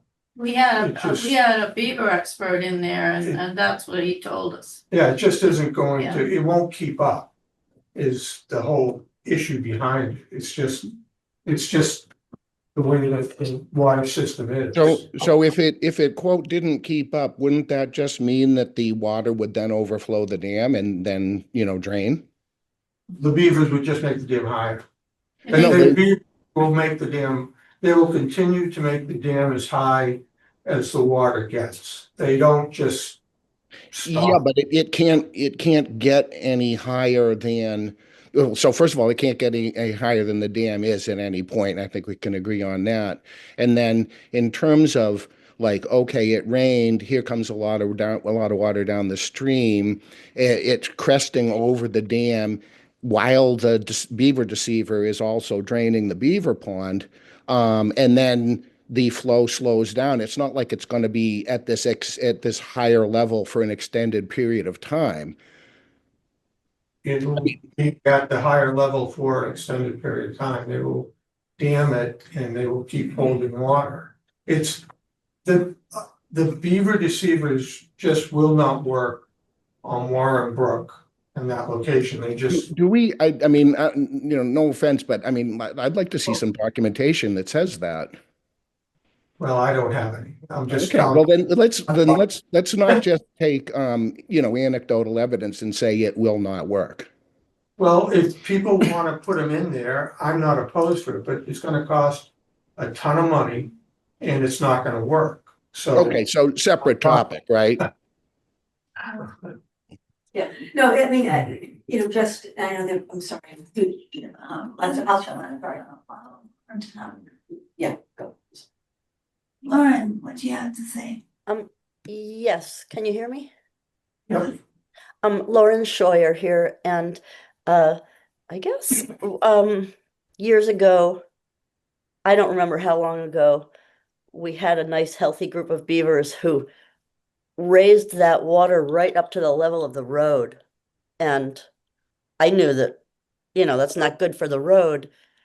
And I believe the town took care of it in whatever way they do in order to remove the beavers because it was up to the road. And I guess a lot of us are here because we'd love to have a symbiotic relationship with these critters and keep them here and protect the road at the same time or any other property that needs protecting. And I mean, just to throw it out, could there be a committee of people that are called in? I'd be one of them with my rake and my shovel just to break the dam now and then or monitor the water height along the roads so that we don't end up with, well, they're bothering the road, we're just gonna have to kill them all. Well, trap them, but you know, kill, trap. So is there a possibility for an alternative plan? So I mean, if people would break the dam every 2 days, you know, that could probably work. But if you don't, it's not going to. But it's illegal to. Well, we've allowed people to do that. When they did a dam off of Warren Brook and they were just damming it to access food, we allowed the homeowner to break it because they weren't gonna keep it anyway, because the water feeding it was not perennial and it was gonna run out. So they just broke the dam and it worked fine and the beavers didn't build it back. Beavers are very industrious and right. Goal is to stop the water. I don't know how the law works regarding people just breaking the dam on a regular basis. I don't know that. But it would literally have to be done every 2 days. Until ice set in or something. You probably have to seek a permit from Mass Wildlife or something. Okay, yeah, something like that, but it would literally have to be done like every 2 days. And so that might work. I mean, there are enough neighbors here who could set up a schedule, you know, or keep an eye on it. And when it gets to a certain point beside the road that is too high, just take out a corner of the dam. Have to be started like now, but you can't wait till it gets to that level. You've got to start that process. You'd have to start that process now. We also have. I'd love to have further discussion on that. So Marcella has color. Yeah, I do see a problem with private citizens doing the work. in the way of liability. Sometimes you break these dams and, a lot of water moves through, and we don't, as neighbors, we don't really have the expertise to do that in such a way that it's safe. I don't know, if hiring somebody to do it or getting the DPW on it every few days might be a better option. So I have something to comment on that. If the dam is on private property, the DPW would actually have to have a right of entry to do anything. So if the dam's on private property, a citizen could seek permission to breach it. Yes. Chair, if everyone is done. Yes. To answer some of Tom's questions, or statements, the Beavers have done, they've worked really quickly this year, but they've done a really lousy job. And they started working on the lower dam, which was stupid and neglected to complete the up dam. So water is still, and Mary was out there today, there's still 2 points at the top of the dam where water is just washing over. I call it the toenail. It's the one going up the road, but there's about a 5-foot place where the water is still just going down there. So trying to keep that open, and again, it is privately owned property. And the property owners, I promise you, would love to give the DPW access, even if it's to clear the lower dam, because we know it's important. So that's not an issue.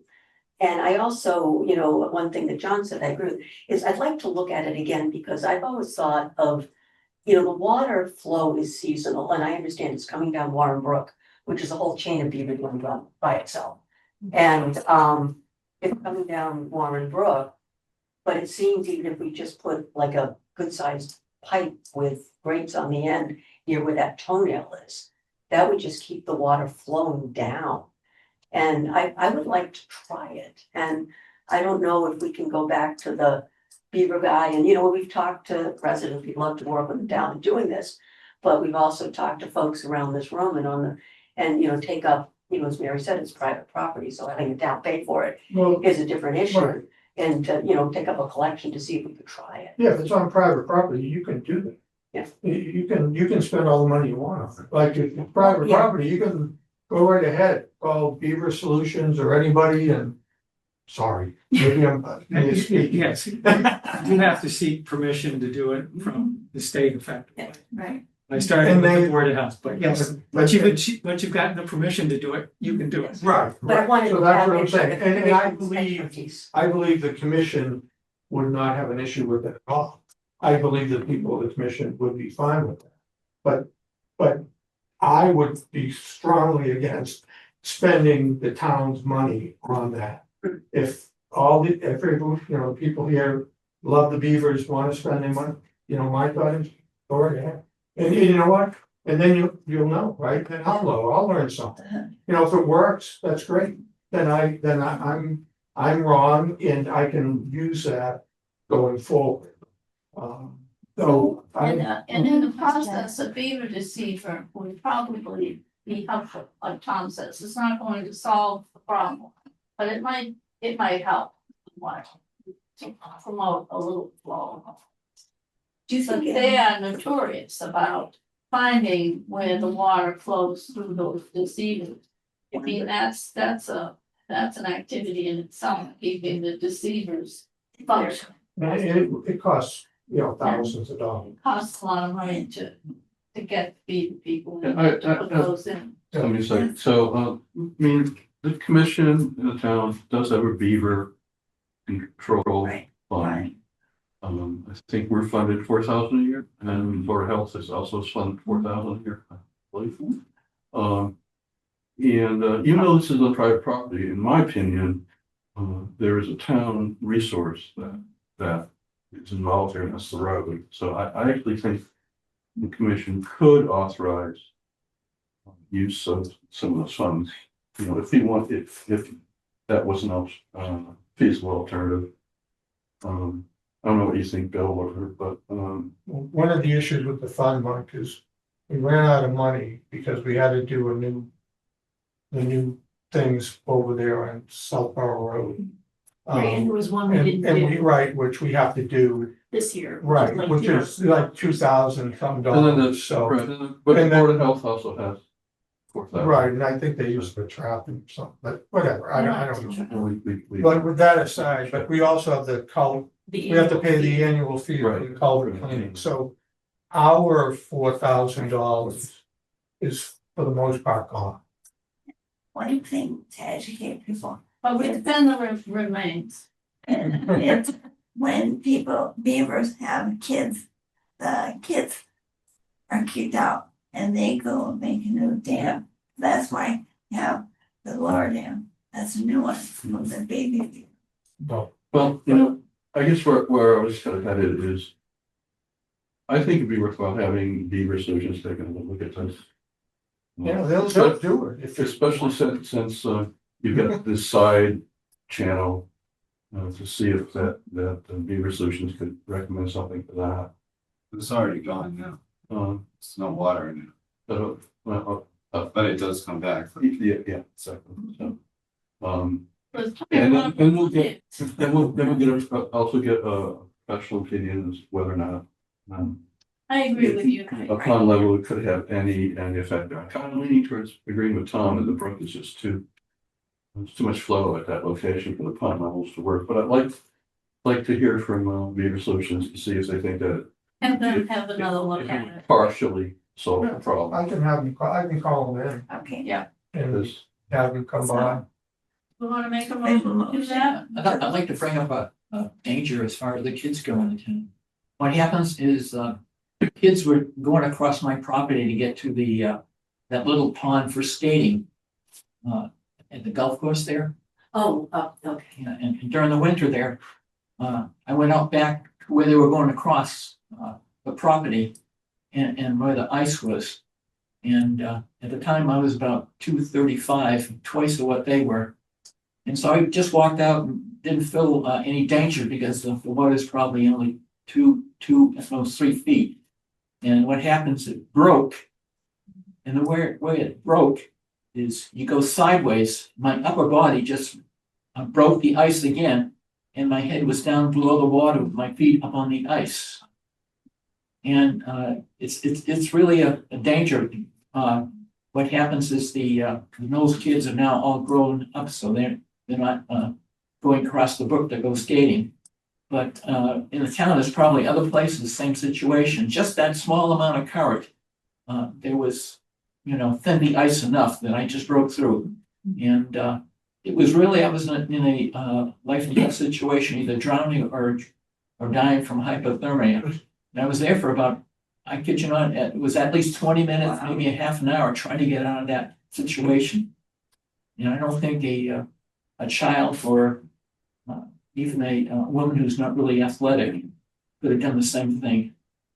So I'm just bringing up that probably in other places where the beavers make a dam on a flowing stream, that is a risk factor because the current making the ice thin in places. Safety. Yeah. Do we wanna make a motion to have that looked at? Sure. Second? Do a voice vote, Chris, I. Tom, I. Sandy, I. My God.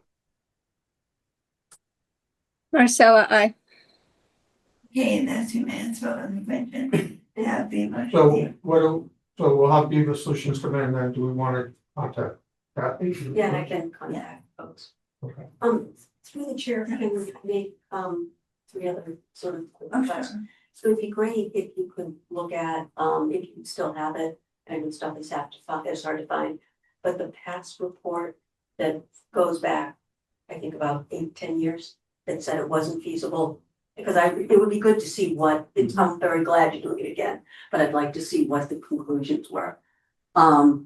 Second is, if, DPW can take a look at clearing out that culvert, so we can see what happens.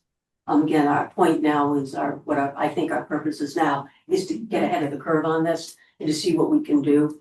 And then if folks can think of any effective way to really, reach out to neighbors just to let them know, and I know the website is there. And it's on the website, but just really to, try to make this something that, people understand that, this is, I think, partly on townspeople too, is to, reach out to the neighbors, and we've started doing that. I think there are like 4 houses that are impacted by this dam to open dialogue with, to talk about what we're trying to do. So. It's also important to note that we are in beaver trapping season. And so somebody could put out traps on their own property. Yeah. Perfectly legally. The other problem is that, Just one question, but they have to get permission from No. oh, you can There's a beaver trapping season and trap on your own property. They can't go on my property, but if the beavers wander on someone else's property, they. Yeah. Yeah, they can. We did check, there was no sign for. the other problem they had on my property was, at night, they go completely across my property over on Mechanic Street and start eating the trees, and they knocked down a number of trees. Fortunately, they fell, even though they were not next to Mechanic Street, they fell back on my property. But I noticed on Fowler Street that some of the trees there are eaten away on the side. So it's a danger to just people using the roads that they dropped. I think I had about a good 5 or 6 trees that they took down. And don't walk down Fowler Street on when it's windy. The other thing is they killed along the brook, the water killed all these huge 70-foot high pine trees, and what happens is one came down, but right now I got 2 over there that really in the back of my property. I walk my back of my property looking up at them, that and I don't go out there on windy days because they are just ready to come down. They're already there. They were killed generations ago. So they're all. About 15 years ago. Yeah, they're a worry, but we've got so many pileated woodpeckers now because of those trees, and the barred owls are just so many of them because they've got some big old dead trees to live in now. Okay, so we have some progress. The DPW, I'm sure we talked to them. Well, you're gonna go through me when you want. So just for the culvert. Yeah, I will report that the culvert needs to be looked at. And I'll clear solutions. And I don't believe we have a report from back in the day. We had them come look and they They said. have had an email or. So it's something. oral or, yeah. Or something. Yeah. We didn't hire them to do it because they said it all wouldn't. But they'll So be back. save forward something. So I'll clear whatever. If they say they can do it, then fine, I'll let you know and let you know the cost and everything else. I think the town has the email thing on the website where things. Listing the beaver stuff. And it might be good to contact the warehouse. Because I believe falling through the ice is definitely a health risk. No one when I was a kid, we used to always go up to his pond. This pond has never been, and since I've lived there, there's been no one walking on it, skating on it. It's not a pond, it's a brook. It's a stream. It's a stream. So we have to move on with our second, we have other questions? Issues? Any more? Ma'am, I thought you had a question. Yeah, but it got answered, so Okay. we're good. All right. The snake. Okay. We'll keep the beavers on for next week, which is December 10th. Okay, so they're on again? Well, we'll put it on. Okay. Yeah, okay, We'll put great. it we appreciate They- it. Yeah, because I'll contact them and between now and then they will come out.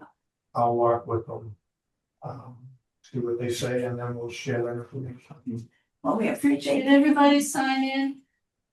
Yes. Yes. Okay, we appreciate you being sharing your. Thank you all. observations of You're welcome to yours. stay. Never get a job. Everyone else. You'd like to stay where you've got the administrative. Oh. Everyone else.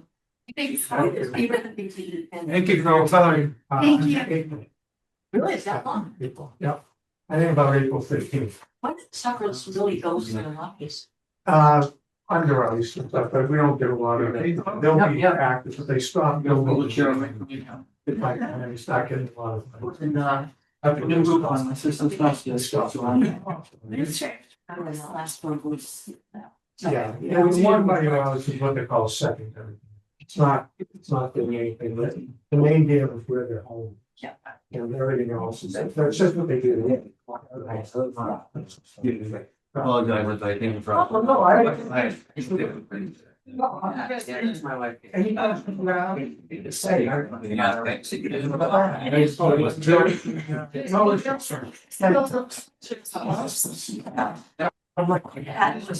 My mother's. Scrooge lives in New York. He was mother. So, but he was. She taught me. Oh, party, perfect. I'm still giving around. There's schoolhouse on the next. There you go. By the way, your name came out by Ron. And just like those. And we said, okay, we just dropped some bomb. But now. Yeah, I had a pretty. Adam. Yeah. And it was just funny. Sandy. What? All right, so let's see. Sorry. That's okay. Listen now. Don't sit next to me. I went out to Lot B, Kiwanis Beach Road. That was the area where there were questions about the limit of work. We did our pre-construction meeting, which they hadn't done, and basically I asked them to when the engineer, when everything's all done, when the engineer does the as-built to just survey the area that was disturbed as compared to what was on the plans. And if the area that was disturbed was larger, they need to replant. Five Forks Farm, I spent a couple hours there with Kristen from SVT and Grace doing our annual CR walk. And so I asked Grace about some of the pictures. This is the wrong thing.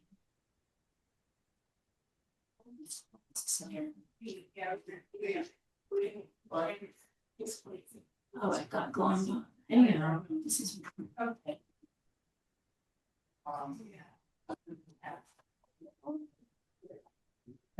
Is the dam, the upper dam, is it north of Fowler Street? Is that the one that's near, right behind Knowles's house? It's, you know where I live? No, I'm at 149 Mechanic. I have the Dalmatians along the corner. You go up the brook from my house, crossing Abby's house. Behind Steve's house. I don't know though. You just Yes, go off Noah. Fowler Street. I don't know what direction it is. Yeah. But if you go the intersection of Mechanic, Fowler, just head up stream and you'll see it. It's right above the culvert. It's right above the bridge, about 50 yards. North, you're right, north. Yeah. Anyways, it did, my neighbor's property that, when it was full, the backside of their lawn, the backyard, it was all the way up to, that they couldn't really walk in the backside, and it killed the trees on the back of their lawn that they planted. Where they flooded a lot last time. And actually, right now, we have to move. Yep. Thank you. Great, so got the annual CR walk at Five Forks Farm. Shows a picture of the parking lot, which is done. I asked Grace about when the split rail fence will be installed around the pond, and she says she hopes to get it in this winter. NRCS is supposed to be getting out there to look at the pond when it's low and calculate the volume and do an as-built report, but this was affected by the government shutdown first. Did she say anything about that spillway issue? The fact that Where I didn't go down, that was better. They had fixed that, I think, but I don't know that it was a final fix. And I think that was part of the as-well process too, which is not done yet. Yeah, so that's kind of all we talked about with the lower section. This is Mr. Piteau's house here, and then the 5 Fork farmhouse is off to the left here. This is a kind of a swale intermittent stream that's between the two properties. And I did not get a chance to look at the file, but she said that Mr. Piteau had to file notice of intent because this area was delineated as wetland. Yeah, you wanted to culvert that at one time. Right.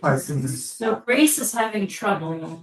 Like her whole lawn area to the right of that is always, it never dries out. It's always very soft and soggy.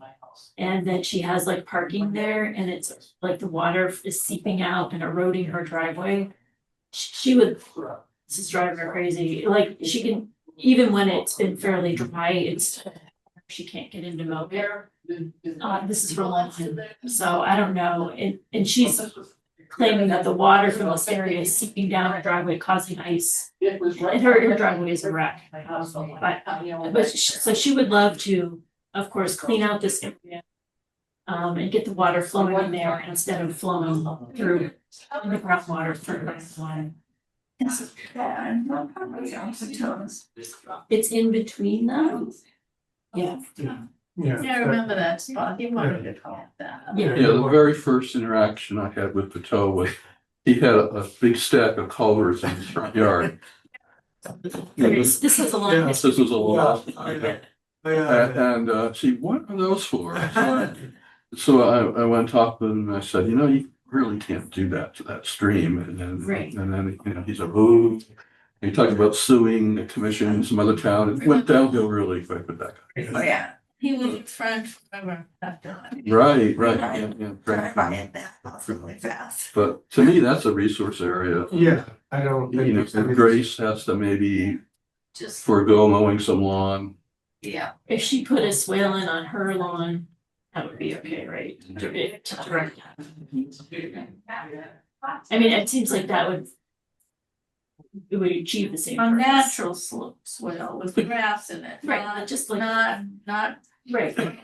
And if the water's seeping that way anyway, to just try. Say yes, you know what you got. And that water comes out of the driveway. Right.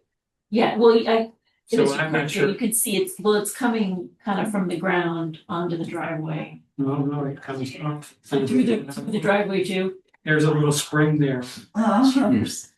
Yeah, so that might not even, It might not even fix it. right, it may be a seep, I have some seeps in my house. Well house there and sell water.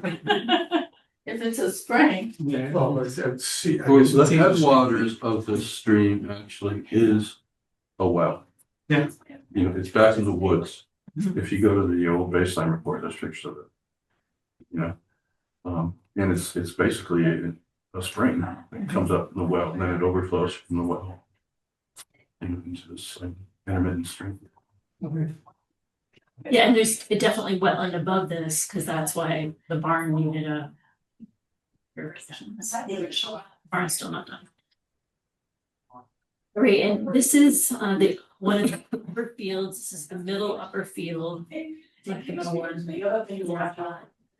And she wants to put in, so she has this large greenhouse here to the right, which is a little bit more formal than this one. It's got a flat bottom, and I didn't put the picture in the report, but she would like to put in, I believe, 3 more like this large one, replacing this one and putting the other 2 along there. I'm just kind of letting you know, Kristen told her that as under the CR, she would have to ask permission for additional structures, so that is coming up probably down the road. You know, need something in an actual proposal in writing from Grace to formulate. She's also thinking of, I guess, tiling these rear fields. Again, water issues. So, but that would come. It would be a plan from NRCS. You know, you need to submit that to us.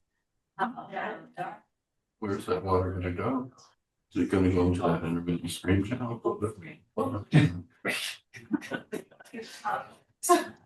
Yes, so there's, she's got a lot of ideas that she's.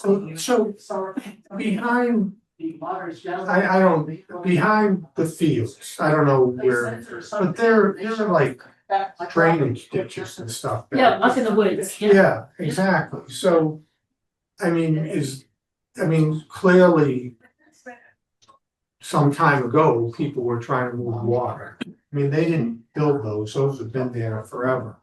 So, I mean, could they just direct into that or something? I don't know. I don't know how that really works. You know, the drainage ditch that I'm aware of is in town. Oh, okay. Yeah, actually, if you. The town property is the wood line. Right, if you follow the main path. Yeah, right. Past all the fields. Right. And then if you get about probably 50 that are. Yes. Then you went into the ditch. Right, and I think there's another one.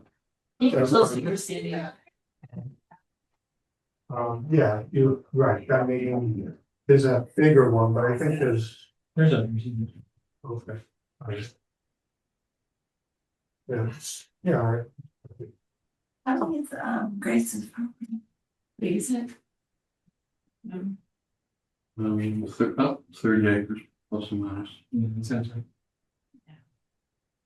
Can I ask a question? I had sent her an email a week or so ago about access for tree work. Did she say anything about that? I think that email came out like right after we went. Oh, okay. So otherwise I would have asked. Okay. No, I Yeah. didn't want, as long as you brought the trees up, the town has contracts with different tree companies. Okay. I don't know that it's gonna work because all of their equipment is road equipment. But one of them has a 90-foot telescoping thing. Okay. We have I'll talk about this later, but we have a site visit with Lumpy's on Friday. And some pieces quoted us a price for some day work. So I'll send it. We have 3 different options. The most expensive one is they have a crane. They need Stumpy's. Yeah, and so in any case, that's probably what they would use. Apparently the telescoping thing is much, it's a road vehicle. And the setup is much less expensive. You just park it, put the thing out, whereas with the crane, you gotta center it. So in any case, I'll send you the stuff we have because we have quotes from 3 different things. Okay, thank you, Shannon and Martha. Yeah, see your hand. Oh, this is actually, is that the mouse? That's mouse. She, Sorry. somebody says he just shut the car door and I did, so. Oh, perfect. Thank you, Sandy. Thank you, Shannon. It's gone now, so. It's on in check.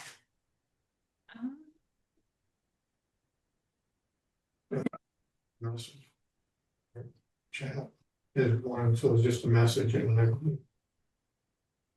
Yeah. Oh, okay. Sorry, Mary.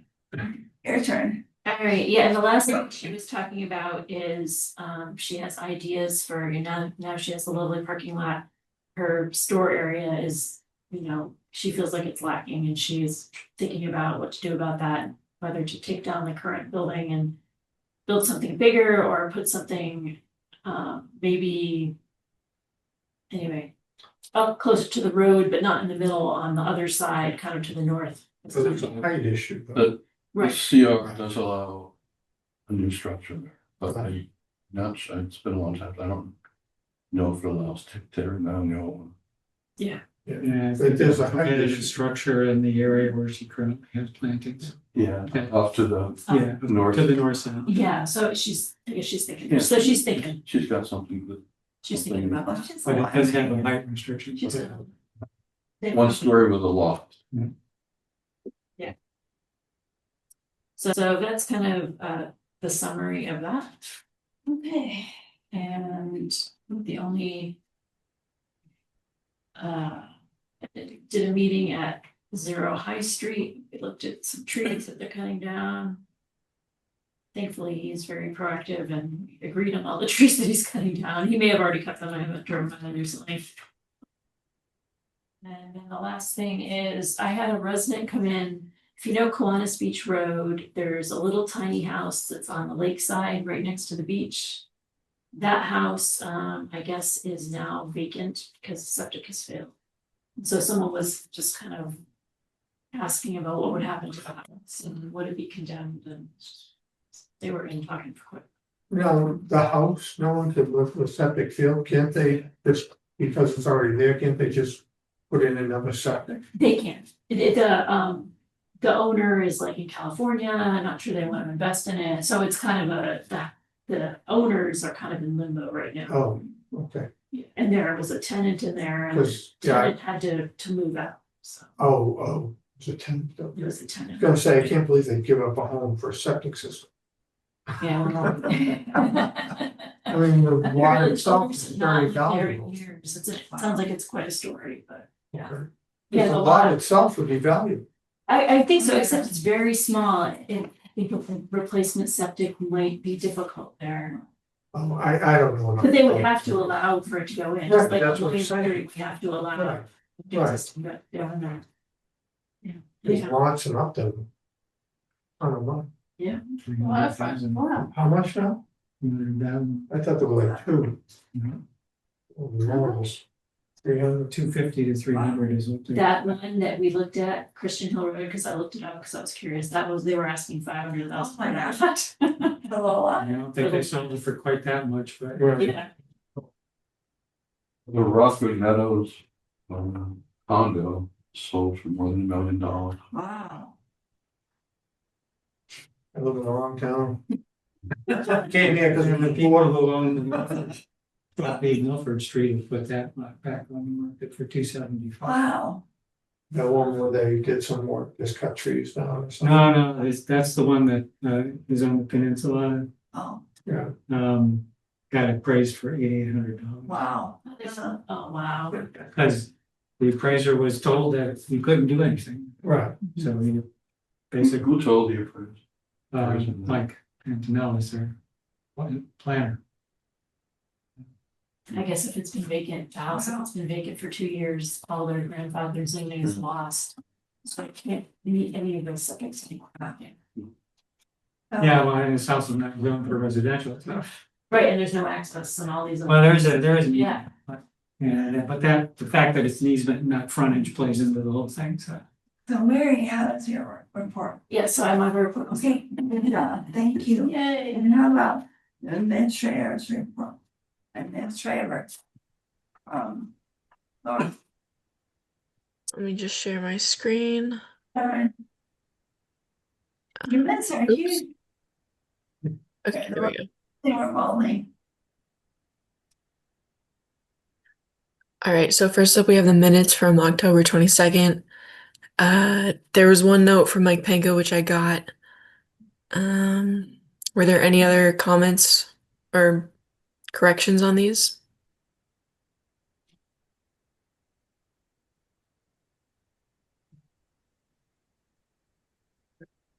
I don't hear anything. So, otherwise, it looks good.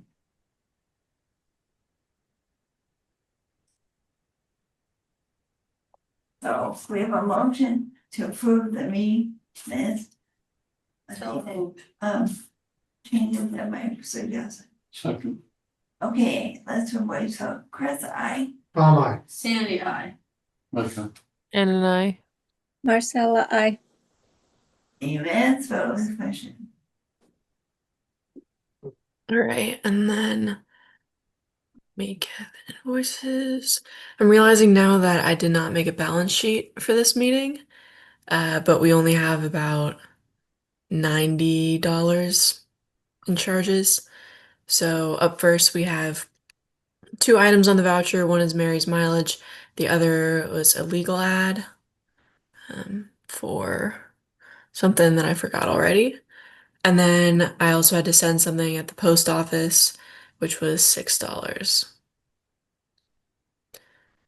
So I don't know if we need 2 motions for those or just one, but Motion to pay bills. pay all the bills. Okay. As presented. Second, All in favor? Can we Aye. include the $80 bill from the University of New Hampshire at that Oh, for the, testing? yes, floor, that comes out of the, $1,000, Yeah, I think there's a little bit Lakes left and ponds. in the first balance, and if that's the case, I'm gonna use all that up and then bill the rest to the $1,000. Okay, Does that come from us at all? Well, the Lakes and Ponds is $1,000 that's being managed by the commission, I guess, that's. Right, so just tell Lauren the amount and then she can put it in the spreadsheet. well, I'll send her a copy of the voucher. Okay, perfect. okay, Sandy, I. Yes, aye. And I. Marcella, I. Okay, yeah, so, One question, Lauren, can you, email us the, current balance in the Beaver account? When you have it like tomorrow?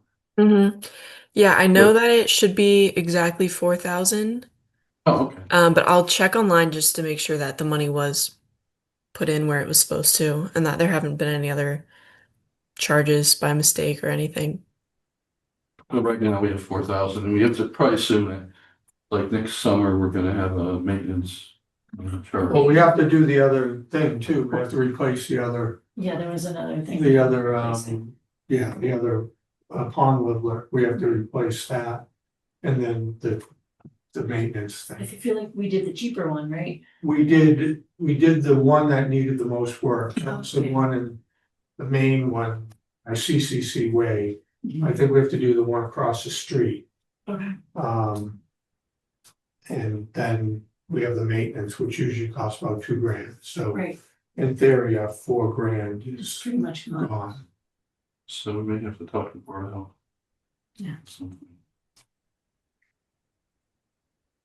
Maybe I'll have Lauren look up those, what the typical. annual Yeah, and bills then are. actually that And we have. that reminds quote. me yeah, we have the quote already. Right, We just have to So make you sure, can- since I have to call him anyway, I can ask him about that. yeah, I mean, maybe we should ask for him to get started on that, right? Yeah, right, exactly. I completely forgot about Yeah, it the until facility this came is- up. Yeah. And if, last time, Bill, the DPW took away the trash, will they be able to do that Oh, again? yeah, Okay, because that saves us a bunch of money. okay. They can take all the muck from the call center and they can draw it It's so- back up the stream and pop it at that low spot on my yard. to see it. Really, Yeah, that's. we can make that work. It's It depends on whether or not they can get to your a list. little bit far away. yay. Open safe. We had the grand opening of District 9 schoolhouse site, and probably Nice, you had a big crowd there. 25 to 30 people show up. Wow, Uh, I had a doctor's appointment, I got to see you when I drove by. And then I believe the select board has probably signed the purchase and sale agreement for the conservation restriction on the Forest Heights property. So now, at this point, I think the most important thing is we help Metcon raise money that they've How much do they contributed. need? 220, is it? Yeah, Many? right now we've got about 170, either pledged or in bank. We need 200 to purchase a CR, and then our expenses are probably gonna be about 20. So we're still raising money. So I was hunting the other day out there off the North Street and the surveyors came by.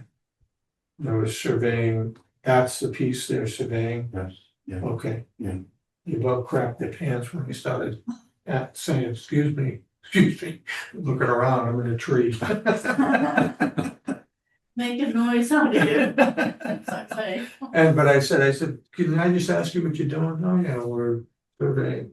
And I thought that piece was actually further north. I didn't know it was.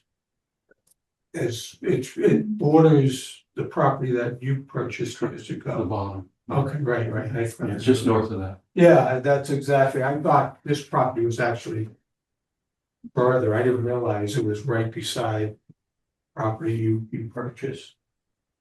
No, yeah, no, there's, GH is out there too. Yeah, For okay. that comment. Yeah, that's what he was saying, so I was just. I just, cause I saw tape and stuff in the woods and. What's happening here? And they came walking by. Scare away all of your. It was, in the morning, I had to get back in time to take, my dad anyway, but. I was getting ready to leave, but, it was funny, they came, I literally kind of, I have a trail I cut up and they used it and they. Kind of crossed in front of me. You know, there's been some discussions going on. Question. Let's commission now. One is, they could ask us, what's gonna happen to the property after the CR is placed on it, and, I think the answer is it's gonna be placed in the care, custody, and control conservation commission. The conservation area, and, yeah, correct me if I'm wrong, but I think then it's just fold the select board, and, I believe they, they're okay with that. And probably at some select board meeting in the future, there will be a motion made to do this, to put probably in the care, custody, control commission. And that will be recorded, that both. Meeting vote will be recorded, and that should satisfy the state. In terms of the CR and the CR, is probably ready for the commission to review too. At some point, the commission should review it. We've got comments back from say about the CRs and it's more comments. Kind of open to close late this year or early next year. Oscar, right the other projects there in Limbo. Okay, perfect. And how about administration? We had a meeting weeks ago, have a work day at the Robertson Family CR on the 23rd, Sunday the 23rd. Anybody wants to join us, we're working on boardwalks, carrying and while we're working and constructing boardwalks. We haven't done much of it for a few months. We back in August, we ran to Boston our last work day, but they're gone now, so. I think that's it for stewardship. Yeah. Fine. Yeah. Great policy. Okay. Oh, there's another stewardship thing, sorry. That's the sign at Williams Farm. We have a quote to replace the sign, the existing sign is really that heavily dated. It's like 14 years old now. And it's around a little less than $1,100. So land stewardship talked about it, they're okay with it. I don't know who actually should vote for that expenditure, maybe the commission. So how long should the signs last? Well, I was told this was the sign that was there, they said 10 years. Okay. And it's really badly faded now, and it's been, it'll be 15 years in June. Where it was installed. This time, I went to the vendor that SVT used to make the sign at District 9, the kiosk. I don't know if anyone's seen that. And that supposedly is UV resistant. They said they have, they also guarantee it. They guarantee it for 10 years. No fading, no chipping. But after that, it depends on the site. They said they could last significantly longer than 10 years. But they didn't get, only 10 years is guaranteed. So is that the best option for sign? I don't know, like, I'm not opposed to spending more money on a sign if it's going to last, like, but. Yeah, I don't know much about Yeah. signs. Well, from basically, you know, I think this is a better alternative than going with back to sunshine. The sunshine and shine sign would probably be somewhat less, probably I'd say for like $7-8, be a little cheaper. I think it's probably worth trying this new vendor. It's the vendors in Pennsylvania or Pittsburgh and include shipping. Oh, okay, yeah. Yeah, I don't know. I don't know, maybe I should just make a motion that the commission expend up to $1,100 to replace the Sweet William Farms. Second, Okay, let's do a voice vote. Chris, I. Tom, I. Sandy, I. Like, And I. We'll say so. yes, we'll keep the same name. That's a unanimous vote on the commission. And we have one other thing on our list. It said Upton Ridge CR final. Right, and thankfully, we don't have to deal with that because the lawyer hasn't had a chance to look at it. Okay, okay, But I need to, seems like you ought to be able to get through that pretty quickly. Okay. On that. well, Definitely for the next meeting. okay, thank you very much, I think you did. And And Lauren, the still a question of the bounds of, I don't know, we need another sidewalk out there to look into the ground or. Sure, if you're- I can do that. If you're comfortable with it, just whichever one. I know I looked at some of them with the engineer, but I don't think I walked the whole. I don't know, I have to look at the plan again to see where they are, whether they're at, I know I didn't go to the far end, if there were some at the far end. Useful, yeah. and our next meeting is December 10th. So have a nice Thanksgiving. Why, thank you, and you too. Thank you. I guess the problem with meetings once a month is there's a lot of things on them. I know, like December, it's the only one. Would you like a motion to adjourn? Yes. I move you adjourned.